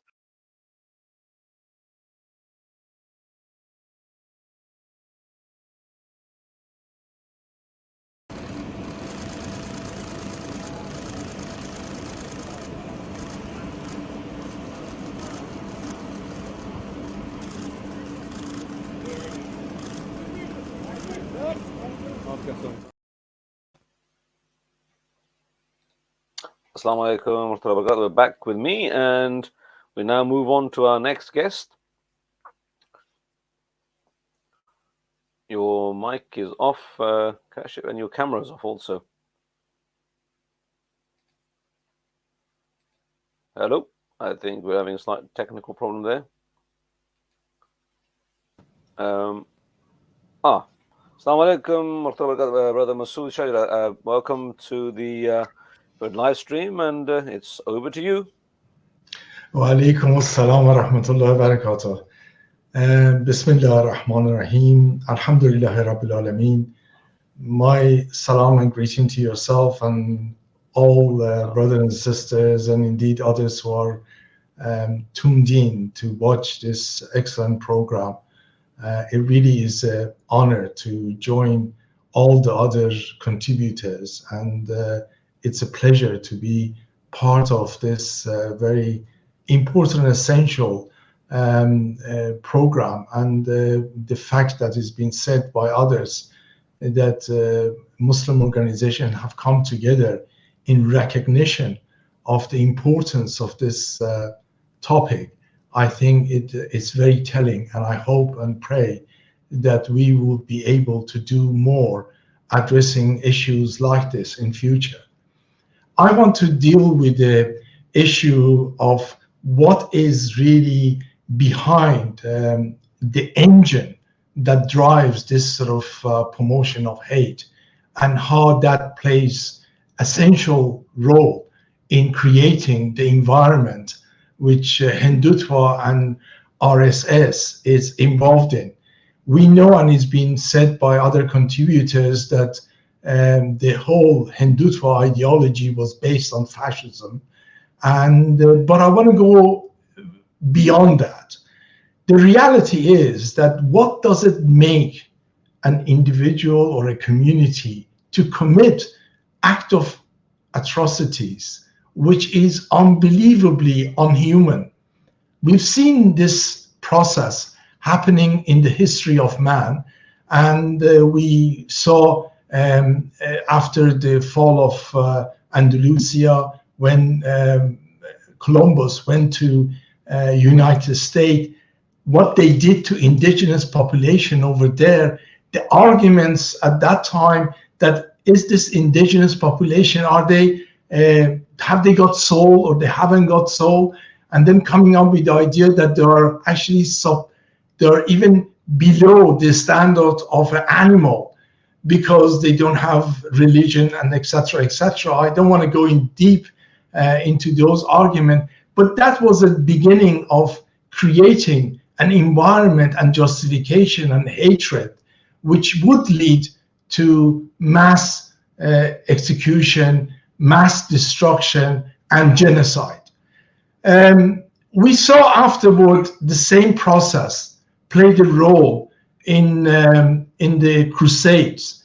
Crusades was organized by the European Christian 100 years after the fact that Muslims were in power. So it wasn't really a reaction to the sort of Muslim being in power in Palestine and the region, but it was actually the need of the Christianity to preserve its power while it was falling and it was losing its power. So what the Christians of that time did was create this demon, this Islam, to mobilize and unite the Christendom together and bring them together to organize them. And that process was unleashed on the Muslims in such a way that the accusations against the Muslims at the time, when you read the history book, was unbelievable. I mean, the reality was that Muslims were fighting a defensive war. It was actually with the standard of Sharia and so forth, and it was the Crusaders who were being barbaric. But in the same time, they were collecting taxes in Europe for destroying the barbaric. You raise an interesting, sorry to interrupt you, so you raise an interesting point. The historical parallel there is that there was an army meeting an army. There were Muslim politicians or rulers and leaders meeting a Crusader army. And in the context of modern day, I mean, Srebrenica happened in front of our eyes. That was genocide in Europe of Muslims. The biggest genocide since the Second World War. So the reality of it is that at that time, whatever, how good, bad, or indifferent the Muslim states were, they actually defended themselves. And one of the arguments that many people are making is, but look, your own Muslim brethren in the Muslim governments and states are not speaking up for the Muslims of India. And that's the difference, isn't it? Because during the Crusades, you had a counter to them. Whereas now, the Muslims of India are effectively left to people like you and me and whoever else who may choose to raise their plight. But there seems to be a deathly silence when it comes to those that can actually make a difference to the mindset of Mr. Modi. Well, Basharat, I mean, let's be frank. It's not just the Muslim leaders who abandoned the Muslims. Muslims themselves are not really standing up. They're not involved in campaigning or boycotting or anything else. But I'm not dealing with that. What I'm trying to say is that the process of demonization of a community leads to genocidal act, and eventually leads to genocide. You know, this is exactly what happened in the Nazi Germany. Every evil was projected onto the Jewish community and the left and others, and the solution for the betterment and united Germany was to target this group of people. Same thing happened in Bosnia. In Bosnia, which was much nearer to our time, is our lifetime, we saw how neighbor killed neighbor, raped children, raped women. People don't do that, but they only do that when the level of demonization gets to a stage which they don't see the neighbor anymore as a neighbor or as a human being. And that level of demonization is always necessary before genocide takes place. We are seeing this in many parts of the world, even right now. Rohingya Muslims are facing the same thing. Is the need of the uniting the Rohingyas and giving them an identity which is lead to demonizing the Muslims as the problem, and the solution is to actually demonize them and then do what they're doing, throwing the children into fire and so forth. We are seeing the same process. It's happening now in India. How do we then, you mentioned the point, how do we motivate people to understand the otherization, the demonization? How are we going to counter and reverse the mindset that is producing recruits for this sort of thing? Well, we need to challenge it all the time. Look, I mean, we are having a program this Sunday, Genocide Memorial, and every year. Where is that? Where will that be? That is going to be online. Anybody who wants to be to have access to it, go to our website or go to IHRC TV on YouTube, and you could actually take part. We are explaining these whole processes of demonization, the tools, what precedes genocide. We need to tackle it at that space. You know, this is the same thing, the same ideology which is happening in occupied Palestine and everywhere else. And we are seeing this demonization. It's you know, I mean, you know, they're looking at, the world is looking at Israel as the only sort of democracy in the region. But this so-called democracy is killing ordinary, innocent children day in, day out.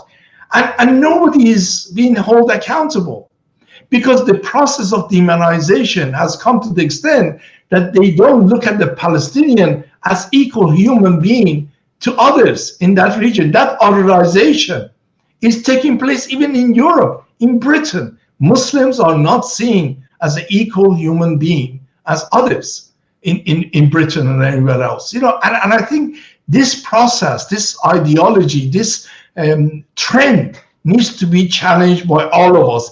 And we could do it. You know, we in Britain and around the world, we as Muslims actually have got a responsibility to understand this process and to challenge it and to stop it. And this is what I think is essential. if we are going to stop what is happening in India, and you know, if this process, that's what happened in Bosnia, happens in India with such a large numbers, you know, it's going to be bloodbath 100 times worse than what happened in Bosnia. And that process has started. And we need to give warning to the world. And we need to give warning not just to Muslims and others, even Hindus will suffer. People who suffered in Bosnia were not just Muslims. The whole society suffered. And people who suffered in Germany weren't just the Jews, the whole society suffered. So we need to recruit everyone to say that this level of otherization, this level of hatred is going to destroy the whole society, and we need to combat it on every level. Masood Shahidar, thank you very much for sharing your thoughts with us. The essence of your message, to conclude, is expose the mindset that perpetuates and encourages genocide globally, educate Muslims and non-Muslims, and hopefully we begin to row back. Would that be an accurate summary of what you would say? Absolutely. Masood Shahidar, as ever, thank you very much for joining us from the Islamic Human Rights Commission. That was Masood Shahidar, who's given us his thought, and they're all having their Genocide Memorial Day. You can check that out as well. He mentioned that. You can go to their website and the TV station they have online. So that was Masood Shahidar. Now back to my next guest. I think we've had some technical problems, but maybe not this time. Kashif Zakiuddin from 21C. Wa alaikum assalam wa rahmatullahi Ustad Kashif. Sorry, I'm audio only because I'm in a sort of a fairly rural location. I'm having bandwidth problems. It's our loss. We're missing tech team that. have told me to, yeah. So you're saved from having to look at my. Oh, we've been deprived of the nur, I'm sure. No. Mashallah. Mashallah. Yeah. Bismillah, Ustad. So over to you. So no, alhamdulillah, I caught a sort of some excerpts, some little snippets of what you were speaking about earlier in some of your earlier conversations. So you know, I guess I just thought it would be good to speak about the area that I work at on in Islam 21C, which is history mostly. The history and Islamic studies editor, and there is a very strong intersection between history, you know, and current Hindutva propaganda ideology and action in India. You know, so I think that's an important thing for us to think about. Yes, absolutely. I don't know how much have you guys sort of said much about that before already? We haven't. You got 10 minutes. Yeah, no, so, I mean, I'm not going to say much really. I'm not really. No, I think you should. What I would suggest, Kashif, would be to sort of summarize 2 or 3 key points which would help guide and sort of steer people in helping the Muslims of India or anywhere else, anybody else who's going to be the subject of genocide. Yeah. So, well, the first point to know is the importance. I think that it's actually vitally important that we spend some time studying the subject, studying the history of the issue, because the history, surprisingly, even though Hindutva ideologues actually kind of loathe history, right? Because what that does is real history actually undermines the sort of the edifice that they've created, the nationalist edifice that they've erected, because it exposes the you know the shaky grounds that's built on. In fact, not even shaky grounds. There are no grounds to that. But they love to actually try to draw on this kind of false created history. So that's the first thing. It's important to actually get in there and dive in it and try to do that. You know, you're going to have obviously 2 levels, right? You're going to have those people who've got the time to really kind of pursue it as their kind of full-time full-time pursuit, and hopefully those will go on to become academics, Muslim academics who can study the subject and write on it and teach and articulate the truth. I think we should support Muslims who are doing that, and any kind of endeavor that are doing that, and even in fact many non-Muslims, the name of some of whom I'll point out soon. And then on the second level, There's just like, you know, the likes of you and me, you know, just you could say interested figures, you know, who care passionately about the situation of Muslims in India, and we should just kind of read what we can, educate ourselves as much as we can from what those academics are saying, and then try to propagate that message. So, you know, some of these things. One of the key props or ideas of Hindutva ideology is this idea of Indianness and native indigenous Indian origin. So Hindutva is based on this notion that there is a body of people that originate from the Indian subcontinent originally, right? And they are its true kind of inheritors, right? And the faith that they ascribe to, which you know, again, has no historical basis, but the creation of Hinduism as it is sort of articulated today, most of which is pretty much a function of 19th century British manipulation, right, in terms of colonial divide and rule. That is pure and authentic Indian religion and faith. So that has, as I said, no historical basis. And first they sort of set up this body of true Indians, and then everybody else, particularly the group which they otherize the most. I think I just got again the end of Brother Masood's interaction with the interview with you, and he was talking about this otherizing as a prelude to you know, these kind of horrid genocides that we see. So target number one for that are Muslims. And of course, again, when you look at the history of that, you realize that really that again runs counter to the accurate historical record. People have over the millennia have constantly moved into India and settled wave after wave. The so-called indigenous Indian people and the Hindu religion to which they ascribe, you know, are a product of what most academics ascribe to, this kind of Aryan migration theory. Hindutvas, by the way, absolutely abhor that.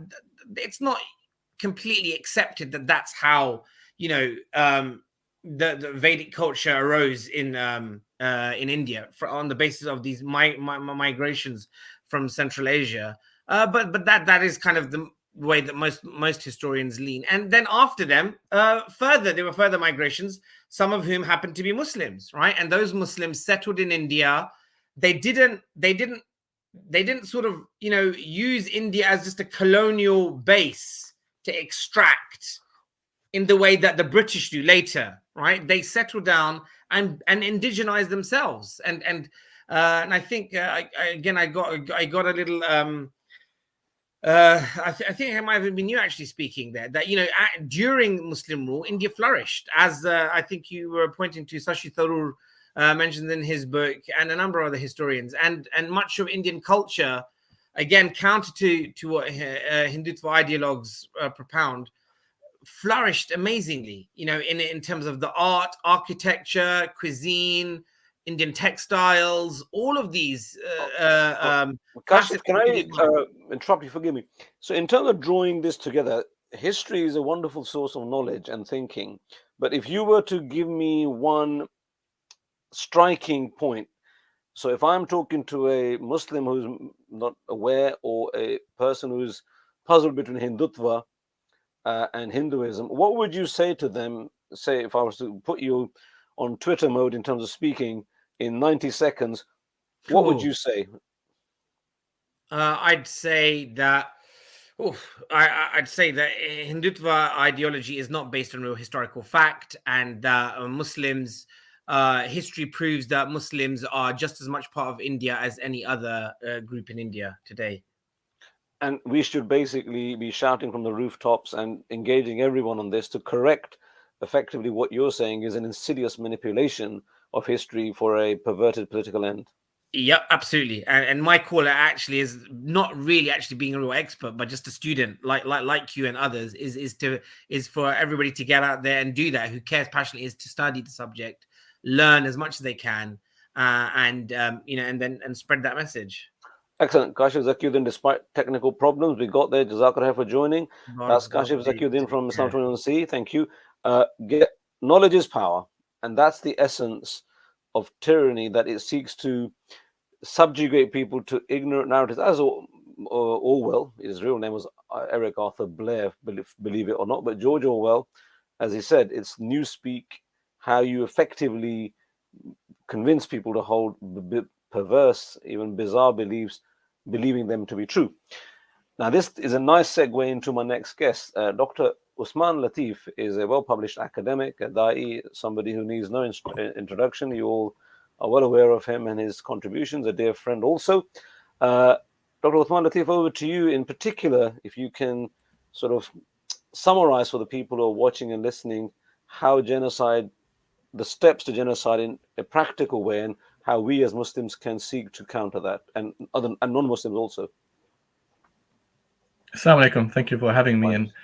And I want to begin by praising Allah subhanahu wa ta'ala for the great gift of Islam that Allah bless all of us with. I also want to begin by making a dua for the Muslims of India. May Allah give you thabat, may Allah give you sabr, may Allah give you strength and the strength of Islam. May Allah protect you with Islam. All of you, of course, who've been martyred in this cause, may Allah give you Jannat al-Firdaus al-A'la, may Allah give you sabr, and your families, all the orphans, may Allah give you strength. The widows, may Allah give you strength, and of course, to know, of course, that you have an ummah behind you, and the most important thing, you have Allah subhanahu wa ta'ala with you. And therefore, remember that, all of your supplications mean something, are valuable. The ummah is backing you, is with you. We're watching, of course, what's happening there with you. We're making dua for you, and our support, therefore, is for you. May Allah aid you and assist you in all things. Allahumma ameen. The precursor, of course, to genocide really is always going to be based upon a dehumanization of victims. And remember that the Holocaust against the Jews did not begin with gas chambers. It began with a vilification of the Jews as non-entities, really, as the Untermenschen. And the Untermenschen was the juxtaposition of the Übermenschen. The Übermensch were the upper people, the Nazis, the white people, Aryan race, and the Untermenschen were the lower class, the Undermen, the ones who were unworthy of things, unworthy of life. And so what really happens in the process or processes of dehumanization is that there is, of course, a mental conditioning. On our mental canvases, it's like we paint all sorts of things. And if you're painting on your mental canvas an image of somebody else, let's assume like the other for now, but you're only using wide strokes and wide brushes and broad strokes, whatever you create afterwards is a figment really of your imagination. That's your creation. That's not true. That's your creation of another entity. And so what it really is, and what I write about in my books, is that dehumanization really is an effacing. It's not so much at the beginning an effacing of another entity, it's a effacing of oneself. Because remember, the other can only exist if a self exists. And so the positioning of a self determines then the outcome of that other. However you construct or construe yourself is how you will define that other. And it's that other that will therefore bear the brunt of processes of othering and dehumanization, the mechanisms of dehumanization. And so remember, therefore, that the Nazis, of course, used this. In Rwanda, it was used against the Tutsis. Used it, of course. Whenever you have human genocide, whenever you have mass killings, even against people, in order to justify that mass killing, for the perpetrator, you subjugate those, or you kind of portray those others as non-entities, as unworthy, as barbaric, as savages, as less than human, as subhuman entities. This is what dehumanization is. Dehumanize someone is to strip them of what we call those moral codes of recognizability that we appreciate in one another. Those no longer exist. And once you've done that, then you're portraying those others as if they're an infestation. So the language is very typical, used now by the RSS against Muslims of India, was used by the Nazis against the Jews, used by the Hutus against the Tutsis, that the victims are going to be typified as vermin, as rats, as cockroaches, as insects. So what comes to your mind when you hear these labeling of people is it's like an infestation that has to be removed. It's like a pest that has to be removed. And therefore, in Rwanda, you had this saying of clearing the fields or cleaning the fields. So that would kind of give this sense of mental, really twisted justification on the perpetrators to spend the day killing Tutsis in the name of cleaning the fields of these people. And the same language is used now against the Muslims of India. Remember, RSS is an organization, political organization, that's been, of course, inspired heavily by Adolf Hitler himself, the Nazis. And the same kind of aims that the Nazis had of kind of a totalitarian state based upon one ethnic identity, in this case, Aryan race, is what the Hindutva inspired for, that India should exist only for the Hindu people, and they're a supreme race. And it's very ironic, I think, that in historical terms, at least in terms of our historical recollections of history, on Monday the 2nd, we had the 531 year remembrance, you might say, for the fall of Granada. The Muslims, of course, lost Al-Andalus.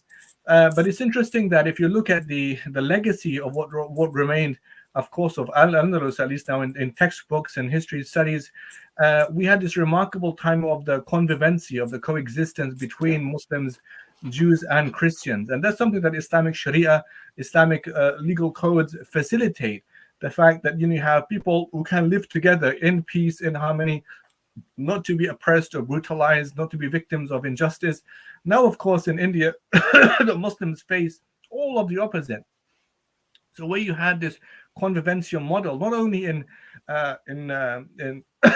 in Spain, but also in other places in Jerusalem or in Medina, other places as well. We have now in India is a polar opposite, because of course now you have the rape of Muslims, you have the lynching of Muslims, you have the killing of Muslims, you have all of these things happening, the demolition of homes of Muslims, all in the name of those Muslims are not human enough to exist in those. So we have therefore two kind of modes of othering. We have this kind of structural otherness, because Muslims therefore can't exist in that space which is deemed to be sacred and sacred only for Hindu people.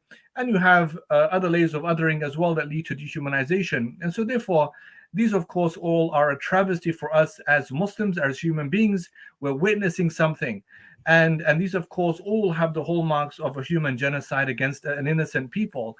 Remember, of course, I think my previous speaker spoke about the great legacy of Muslims in India and the way that Muslims gave right, of course, to all people to live in that sense of harmony and peace. Now, this is not to say that history, of course, is going to paint everything as paradise. It's not. I mean, there's going to be, of course, moments of difficulties at the same time. That's, of course, we all recognize that. But I'm saying through and through, what the Islamic Sharia provides, facilitates, therefore, is for people to live with that sense of justice. And of course, that's something being denied of the Muslims today. And even if you think, for example, the way that you have projection of the Muslims in America, where you had a lynching of black people, one of the reasons provided by the white was that whenever you find a black person trying to resist his capture, for example, they will use that as an argument against the victim by saying this sense of strength and male bravado is a reflection of his animalistic traits, because the fact he's trying to escape from this is like an animal trying to escape, and the fact that he has strength to resist is a reflection that he has capability of raping a white lady, for example. And that's the same kind of narrative, the same kind of narrative being spewed now by people, from that side of the Hindutva, about the way that Muslims are presented, all this kind of love jihad and all this kind of nonsense, and it's all building up to something. And so we ask Allah give them aid and strength and assistance, and to curb the hand of the zalim, of the oppressors there.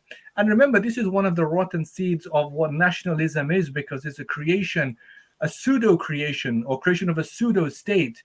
and putting such pride and reverence in that state at the expense of the dignity that should be afforded to basic dignity afforded to human beings, in this case, of course, the Muslims of India. So may Allah give them strength and assistance, and may Allah unify our affairs as an ummah. Ameen.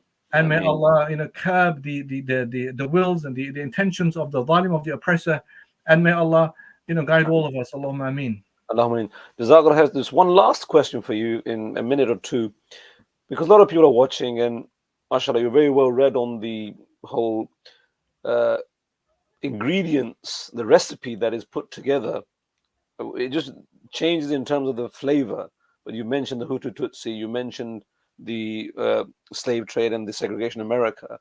So when Muslims are watching, sort of 90 seconds to 2 minutes, if you can just give 2 action points as to how they can contribute to curbing and counteracting this otherization, this dehumanization, which is taking place in India, perhaps. Well, this, in fact, your question, in fact, is a question of my book that was published a few years ago called Navigating War, Dissent and Empathy in Arab-US Relations, Seeing Our Others in Darkened Spaces. I mean, what are the practical steps we could take? In this case, what's really important at a very kind of basic grassroots level is to humanize, of course, the victims here, to humanize the victim. And you have a thing called Imagine Storying. I have a very lengthy chapter on our sister who was murdered by the American soldiers called Abir Qasim Hamza al-Janabi in Iraq, in the village of Mahmoudiya in Iraq. And I have a chapter about this, about the tragedy of this killing, but the way that therefore the empathy was disallowed in American media and the kind of the consequences of that. But the same thing, of course, exists now in India, in Muslim India, because remember that there are names that you would remember because the names are almost memorialized, a narrative constructed around them, about them, for them, in them, with them, and therefore people they live in that collective memory of those victims. But remember, and this, of course, I'm just quoting Noam Chomsky and Herman in his book Manufacturing Consent, that in our world we have a contrast between the worthy and the unworthy victims. There are people who are worthy, victimized, and the world will remember them and cry for them. Then you have the unworthy victims. It's our responsibility as an ummah, as these are, of course, our brothers, our sisters, our children, our orphans, our widows, to kind of speak about them, to raise a concern about the injustice affecting them, to remember their names, to remember the names of their mothers and their fathers, our mothers, our fathers. That sense of humanizing empathy has to be really profound in our narrative as Muslims. So I think that that's something we should be doing. And number 2, to raise the concern about injustice. The Prophet of Allah says, whoever who sees an evil, let him change it with his hand. If he cannot, then with his tongue. If he cannot, then with his heart. And that is the weakest of faith, the weakest of iman. We have things that we can do. And remember that in all of these things I mentioned of previous genocides, people did something to do something. In Rwanda, you had this remarkable thing between Lima Gabawi, the Christian lady, and Asatu, the Muslim woman. And they would sit on the streets of Rwanda, dressed all in white to symbolize purity, innocence. And they would simply sit there and refuse to move. And when the trucks are coming through, they refuse to move. And this was simply to raise a concern about the fact that you have this tragedy of human suffering happening in Rwanda, and unless somebody says something, it's never going to stop. So we have to have that sense of courage, of resistance. And there's I was in Munich just some months ago, and I went to Munich University, and I went to the atrium, where Sophia Scholl stood there, and I went there, and I was. And it was quite profound because they have a museum now on the ground floor of Munich University. And I went to the atrium where she stood and she threw down her thousands of leaflets, and that of course was a climactic moment for her brother Hans Scholl, but something profound in the anti-Nazi movement in 1943. Why? Because February 18th they were caught in Munich University. February 22nd they were executed on the guillotine. Today, in Germany, there are more than 200 schools named after Sophia Scholl. The road leading to the university is called Sophia Scholl something Plaza. Plaza, yeah. So the nub of your point then is, if I may just paraphrase it, that courage is something which is not a choice for us. Anyone who feels the pain, the hurt, the suffering, that must translate into speaking, writing, campaigning, and activism, whatever your capability is, and the rest we leave to Allah subhanahu wa ta'ala. Absolutely, absolutely. Barakallah Brilliant. feek, barakallah feek. Hayyakallah, Jazakallah khair. Thank you very much, Dr. Uthman Yeah, Latif. And we will. I'll remember. I did read that chapter, by the way, of the killing of a beard. It's Yeah. absolutely heartbreaking. Yeah. I will mention that book, and it's absolutely essential reading for people who want to understand this. Jazakumullah khair. It's called Navigating War, Dissent, and Empathy in Arab-US Relations by Dr. Uthman Latif. It's available on Amazon. Have a look. It's a very good read, and it's something which is important to understand these sort of things. Right. Without any further delay, we move on to our next guest. We're more or less the time. Now, the next guest, obviously, we're having him by audio link only because of personal safety issues. He is an imam. He is basically somebody who we're trying to anonymize as much as we can because he's from the Association of Indian Muslims, and he will talk to us about the situation with Muslims. So can you, first of all, Imam Hafizullah, can you unmute yourself? Sorry, you're on mute. Thank you. Assalamu alaikum wa rahmatullahi wa barakatuh.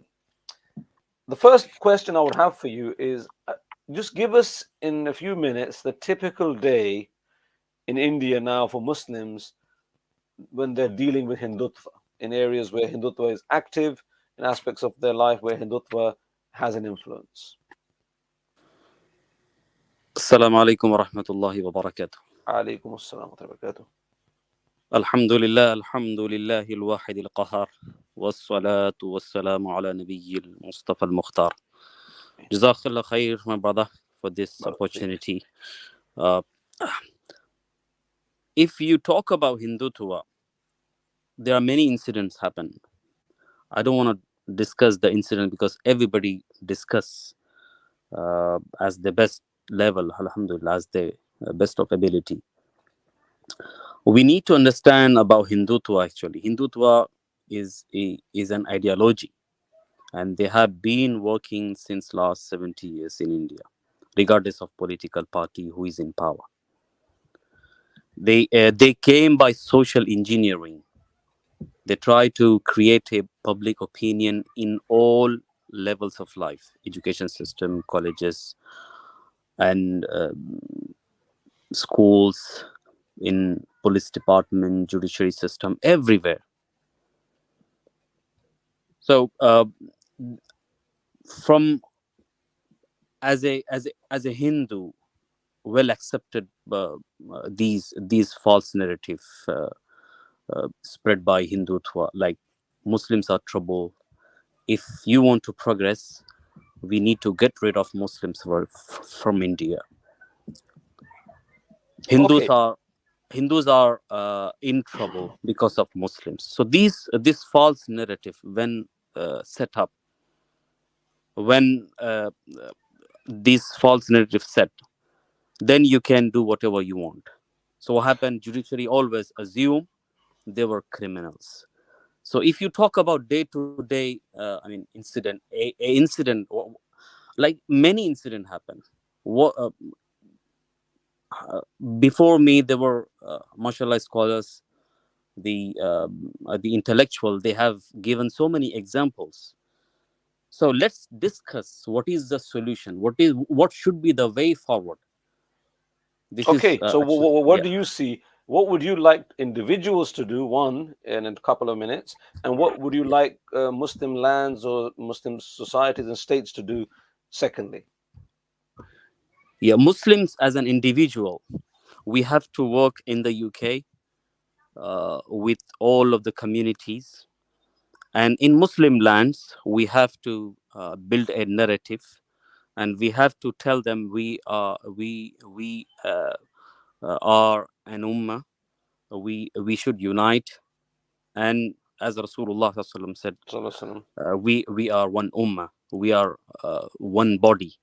So if one part of the body hurts, so all over the body feel pain. So this kind of narrative, we should unite on the basis of La ilaha illallah Muhammadur Rasulullah in Muslim lands. So individuals, they will force to the rulers to do something, what's happening in India, in Palestine, and in other places. So this is what we can do locally and internationally. In terms of the governments, because when we look at the world today, many people have said, what is the sensation of Muslims on the ground in India when they, from your contacts, we won't mention where you might be from for your own safety, but when you speak to Muslims from India and their families, when they would hear about, this is one small drop in the ocean, this live stream, but may Allah accept it from everyone. How do they react when they hear that people are talking about this whole campaigning for them, the support for them, the dua for them? How do they feel? They actually feel nothing. I'm sorry to saying this. No, the reason is, yeah, it is important. Indeed, it is important. Why? Because they always looking solution in participating in election.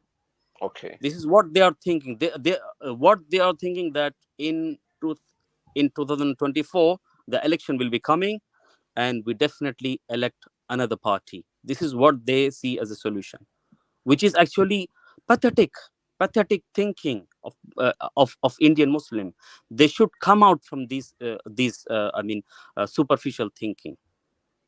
But many people will say to you that just as, and it's important for you to address this, but the Muslims might say to you that just as Modi won influence, if we work hard enough, we might be able to reverse Modi's influence. Is that realistic? Say that again. Sorry, pardon.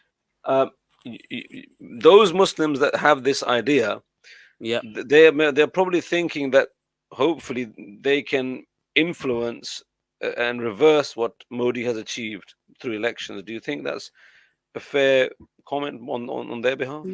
No, it's not fair, because they have been working since last 70 years in India. Why they are working against Muslim? We need to understand that. And Hindutva is not only in BJP. We need to remember this. They are spread in other parties as well. Oh, I see. Now, this is very interesting. Explain, because many people only think of it as BJP. So, if you can summarize that point. Yeah. So, if you look, the recent election happened in Delhi.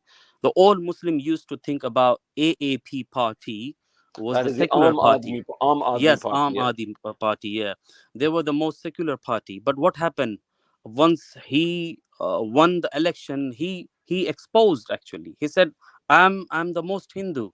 I'm from Brahman caste. I'm the Brahman, and I'm the radical Hindu." So this is actually but does that mean the same thing as being Hindutva? Because obviously Hindutva, Brahmins have lived in India for hundreds of years, just like Muslims. So is it the same thing in your opinion? Yes, it is the same thing, because other parties in Congress, if we look at, we never discuss about what Congress did. Yes, the reason is the majority of Muslims were in the parliament. 72 members of the parliament were Muslims. Okay, very interesting. 20 years ago, right? So whatever happened, like any massacre, any fake encounters happen, these Muslim always refer to their leaders, like Muslim leaders, these Muslim parliamentarian, isn't it? So they make them cool. They make them cool. Don't worry about it. Nothing will happen. We are in working with government. We are speaking to them. So we need to understand that whether Aam Aadmi Party or Congress or any other party, so they you are don't working. see any hope. You don't see much hope in the future for Muslims in India through the current political system, no matter who is in power. Yes, exactly. Okay, final question. There is only one hope. There is only one hope if they don't participate. And on the basis of if they come, if they unite on La ilaha illallah Muhammadur Rasulullah.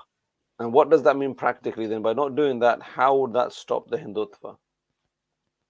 just reject the idea of democracy. Just let go of democracy, because there is no solution at all. We have been suffered since last 70 years and nothing happened, and no justice happened. You know, if you look at the history of lynching, there were nearly more than 100 people have been killed on the in the name of cow protection, and none of them got punished. Can you believe it? Okay, so that's none. Understood. Now, you're saying there's no protection. Finally, the people who use Hindutva, they say that Muslims are foreigners to India, that Islam and Muslims do not belong in India. How do you and how do the Muslims respond to that final point in 2 minutes? Yeah, they are even saying Aurangzeb was a foreigner as well. So they can build Aurangzeb, any you mean narrative. Aurangzeb Alamgir, who is the Rahmatullahi alayh. Yeah, he's the misrepresented ruler in Indian history. Even though he was a soft against Hindu, and he used to fund to few temple as well, but he was misled by Hindutva. So we are not against Hindu or Hinduism. We are against Hindutva, because Hindutva is not good, not only for good for Muslims, also for any other society.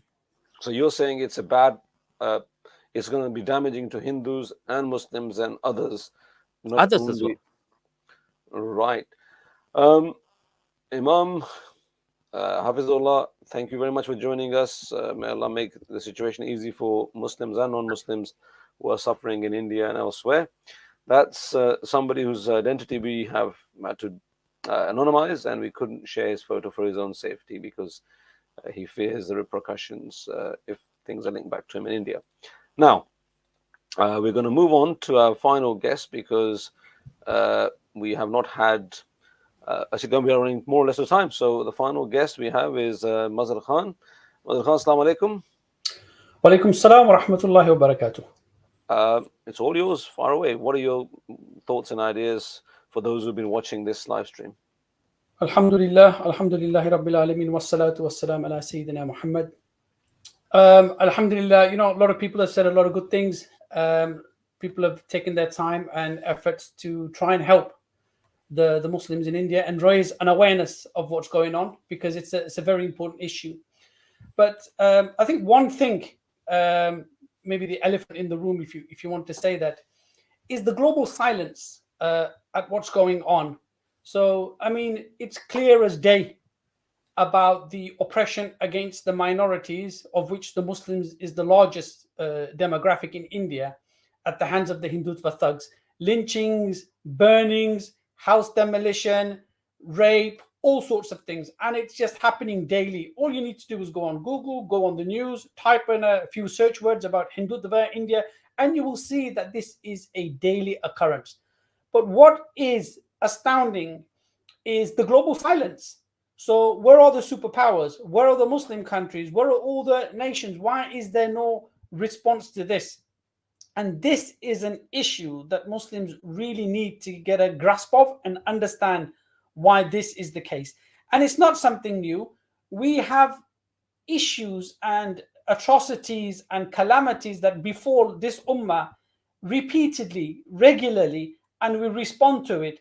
And we keep ignoring this one issue, and that is the global world today, the way it is. For example, the nation states, they're tied together by national interests, and there is a international community led by the Western world order. And we had a conference about this a couple of years ago, highlighting this point.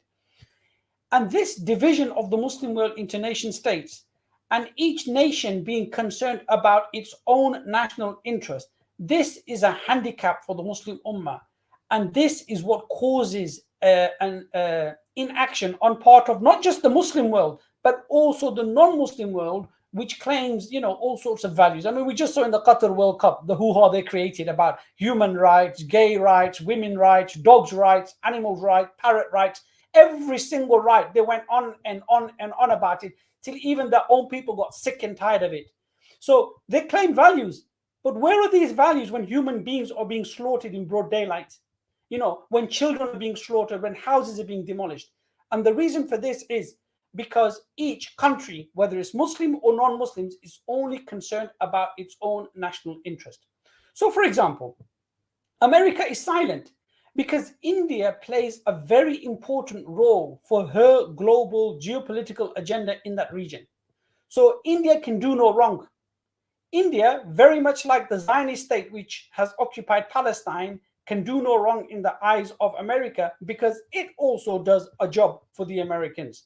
So America has for the last 2 decades been supporting India, investing in India, allowing its companies to go there and invest in its economy to strengthen India, even though India has got so many inherent weaknesses, so many deficiencies, so many separatist movements, and so many problems in India. But it's held together because America is a patron for this state, because it wants to use India as a bulwark, a defense against China. It needs to curtail the growth of China. And this is not a secret. All political analysts know this. This is not a secret. And this has been an open American plan for the last 2 decades of trying to contain the growth of China. And India is a very important player for America. So no kind of lobbying to the American government is going to make any kind of impact for the protection of the Muslims in India. No kind of lobbying in America is going to work because the Hindutva lobbies working in America understand this and they are playing upon this. The same applies to Britain. Britain is silent. You know, we saw all the rainbow flags in Qatar and we saw all about the hoo-ha, about saw the values that they claim that they believe in and they want to stand for, and they will die unless the referee wants to whip out a yellow card, and then we'll, you know, stand down on our values. But other than that, you know, we really believe in the stuff we talk about. All nonsense. Because when it comes to India, they are silent. Why? Because after they shot themselves in the foot with Brexit, Britain is struggling to try to make trade deals with the rest of the world. They are struggling to make even trade deals with the former colony in India. And India even has Britain over a barrel when it comes to a trade deal. So when Suella Braverman just made a factual statement that the highest number of visa overstayers are from India, India got in a huff about that, and she had to withdraw that statement because Britain is desperate to have trade deals and favorable trading relations with India. So they will never criticize India when they come and slaughter Muslims, when they come and bulldoze their houses, and when they cause oppression to the minorities in India. So you've got MPs here who are paid up members of the Hindutva lobbies, like your Bob Blackman, the Tory MP, and many other. The Hindutva are operating exactly like the Zionist lobby. Then the Zionists are inherently weak and Hindutva are inherently weak. But because they are at the moment serving an interest for the global powers, Britain and America, they can do no wrong. And America and Britain will not criticize them. So if we believe that we can lobby our MPs and we believe that we can go to Can the I just come parliament, in there? Mazhar Khan, I mean, you paint a picture which is that this is where India's got these people in their pocket and the Western states have got India in their pocket. So many watching and listening will think this is very fatalistic. What are we going to do? No, not at all. This is the hope. This is what I'm going to. We should absolutely not be fatalistic. And a couple of the speakers have meant this. We should be optimistic. We should be hopeful, and absolutely we should be hopeful because Allah is on our side. Fate is on our side. The truth is on our side. So we've got nothing to lose. We have to be absolutely to be optimistic. But we need to be optimistic with our eyes open so we don't walk into dark alleys. It's no point being optimistic and going to the devil for help. It's no point being optimistic and jumping down a well. You need to be optimistic, but you need to walk the path. Okay, and so this is what I want to focus upon. We as an ummah are not weak, right? Just get that out of your head. You know, the ummah is weak, the ummah is this. Ummah is not weak, the ummah is not poor, the ummah is not small. We are almost 2 billion in number, right? Qatar can spend 220 billion pounds on a football tournament. Don't tell me we're poor. Saudi Arabia can spend something like $319 billion on phase one of the NEOM project, right? They can spend billions on paying a football player to play for a Saudi team. We are not short of money. We are not short of manpower. We are not short of anything. We are short of we lack a political will. If we lack a political will. So for example, India is inherently weak. Why do I say that? India is dependent upon the Muslim world. So for example, 50% of the liquid natural gas comes from the Muslim world.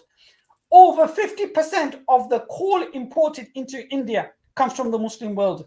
60% of the total remittances that come to India are from the Muslim world. And that totals $50 billion per year, right? Yep. We don't have to talk about jihad. We don't have to talk about anything like that. All Saudi Arabia, Oman, Qatar, Bahrain, Dubai, Kuwait, all of these countries, all they have to say is to India, take all your citizens back. We will take people to work in our projects from Pakistan, from Bangladesh, from Nigeria, from Yemen, from Egypt, from Morocco, from wherever, but we're not going to take them from you. Yeah? They'll quickly fall into line. Absolutely, they'll fall into line. But there's no will. There's no political will on the part of the Muslim world. They're supplying them oil and gas. India is in desperate need of energy. If it wasn't for the Muslim world, Indian industry would grind to a halt. They are dependent on the Muslim world, but there is no political will on behalf of the Muslim. So we need to understand our rulers with the Americans and with the British are colluding and assisting and allowing this to go ahead. That we need to keep at the forefront of our mind. Now, how are we going to resolve this? How are we going to help? Now, the hadith has been quoted by many speakers before me that if you see an injustice or a munkar, change it with your hand. If you're unable to, change it with your tongue. People always overlook the first port of call. And I've mentioned this many times when I've given talks and speeches around the country. The first port of call of forbidding the munkar is with your hand, which means authority. Islam needs to be in a position of authority. When Islam was in a position of authority, it is able to forbid the munkar and enjoin the good and protect the rights of the Muslims, the non-Muslims, the animals, the ecosystem, everything that Allah has created. Islam can protect the rights of that thing if Islam is in authority. Unfortunately, Islam is not in authority, right? That's why we don't have a political will, because we can solve these problems literally. So how do we get there then? So how do we get there? Let's just get. So let's talk about what we can do. Let's talk about what we can do as individuals right now. You've got about 4 minutes. 4 minutes. I'll be briefer than that. Perfect. Like if we go to the politicians, these politicians have been paid for by lobbies, right? And their power is stronger, right? You're not going to get much from them. However, we must create an awareness. Every channel that you can use, create an awareness, like what we're doing tonight, right? Talk to people, creating an awareness. But more importantly, all as Muslim groups, all the groups that have taken part today, credit to all of them, every single one of them, credit to all of them that we are taking part in this. Because when we speak as one ummah, and when we speak with a unified voice, but most importantly, when we speak independently, we have a voice that can be heard, which is clear, uncompromising, and it can create an influence. And I'll just give you one example. People say, oh, brother, how can you counter all of this? Look, yes, we need a state. We need the ummah to be unified behind one imam who protects the rights of all people and animals, right? And that is the Sultan of the Muslims. We don't have that. But we can still raise our voice independently. So the one example I'd like to give to you is prevent. This toxic policy introduced way back by Tony Blair, the Labour government, and now supported by the Tory government. Every single party in Britain supports prevent. Every single MP supports prevent. Every institution in Britain supports prevent. The media supports prevent. But we as a Muslim ummah, we spoke independently against this. And I personally have been speaking against this from its inception over a decade ago about this. And we single-handedly, as a Muslim community in Britain, have exposed this toxic policy, which have put it on the back foot. And, we have pushed it back. We have pushed back this policy and created it and let people know that it's toxic So much so that other people are now also echoing what we, the Muslim community, are saying, and we have pushed it back. So what I'm saying is, with a policy like Prevent, when every political party was behind it, and we had no allies on the side of the Muslim community in Britain, even our MPs were siding with Prevent. Even Muslims involved in official positions were supporting Prevent.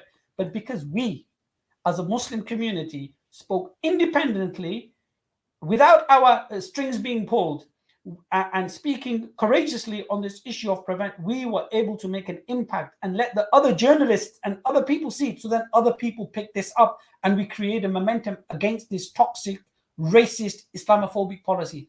We can do the same as individuals on this policy of Hindutva, and all of us need to speak about it. Because you know what? It's not just an issue. People are being killed in India because of this. Houses are being bulldozed, just like Palestine. It is a mirror image of what's going on in India, is a mirror image of what's going on in Gaza and the West Bank in Palestine. The two have too many parallels. If you give me another 2 hours, I could detail and illustrate all the different parallels. But these are two issues that mirror one another. And we as a Muslim Ummah need to come together and speak about this independently, unitedly. Perfect. Thank you very much. Your time as well. Exactly 4 minutes there. That's Mazhar Khan giving us his thoughts and ideas. Well, 3 hours have flown, literally. We are sadly coming towards the end. You'll have the pleasure of Roshan, Muhammad Saleh, and myself just to wrap up the different themes of what's happened today. Roshan, are you there? Ah, there you are. You are there. Islam, Bashara, how are you feeling? You must be so tired. 3 hours non-stop. Flagging a bit? My throat's gone a bit croaky, but other than that, no, it's been very informative, very impressive with a lot of the different perspectives, thoughts, and ideas.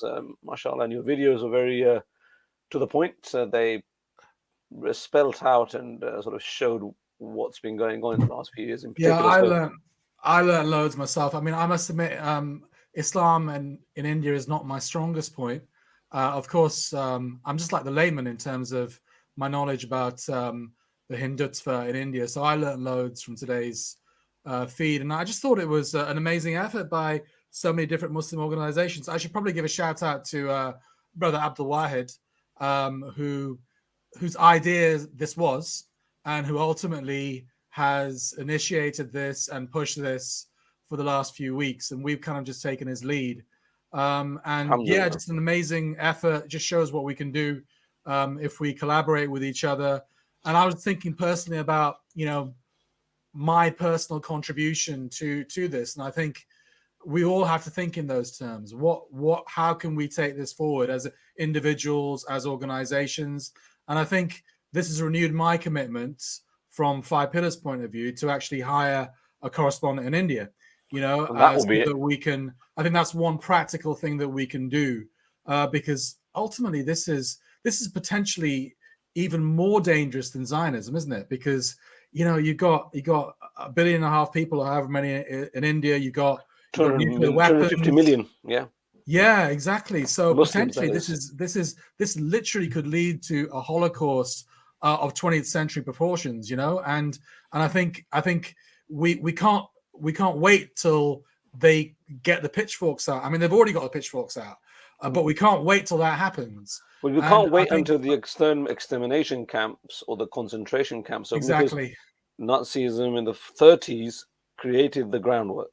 Exactly. The public, as Dr. Uthman so eloquently said and explained, it created a framework for people to effectively, there's a very famous poem. There's a couple of poems I want to share with you. I'll let you finish on that a bit, Bashar. I'll just finish off really quickly and just say that, so from Five Pillars' point of view, our commitment is to cover this issue on a regular, we already do, but in even more depth, and perhaps even hire a correspondent in India. And inshallah, you guys watching this stream, have a think what you can do individually, as communities, as organizations, as an ummah. And with that, Jazakallah khair to everybody who has stuck with us for 3 hours and commented. And, alhamdulillah, this has been a great stream and a great achievement by all these organizations. With that, I will hand over to you, Bashar, to finish off. Stay with me. I mean, I will say, we all need to support the likes of Five Pillars. I do.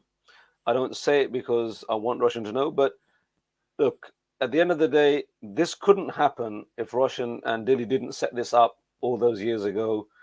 And look where we are now. Alhamdulillah, it's become a voice for the Muslim community to understand and get. I regularly pick up stuff off your feed for when I'm doing various things.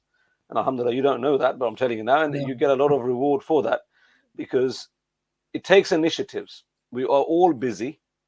We all have specialisms. Roshan, of course, and Dilly are journalists, amongst other hats they wear. So, brothers and sisters, just as our forefathers established masjids and madrasas, we are the product of that, our generation needs to establish and support our own independent media. Nothing falls out of the sky. So I'm going to be very blunt. Whatever you can do, even if it's £1 a week, Allah knows your intention and capability. Most of you should be able to do a lot more than that. Click on their website, go and set up a direct debit, pay once in a year lump sum, whatever you can do. Because ultimately, look, not everyone here is going to be Abu Bakr as-Siddiq, but together we can all donate something, and Allah will count the reward of that, because we have to create, support, and sustain our own ecosystem. And independent media organizations who are unembarrassed and unashamedly factual but Islamic, we need. The two are two sides of the same coin. And so that's my little viewpoint. I didn't, want to I mean.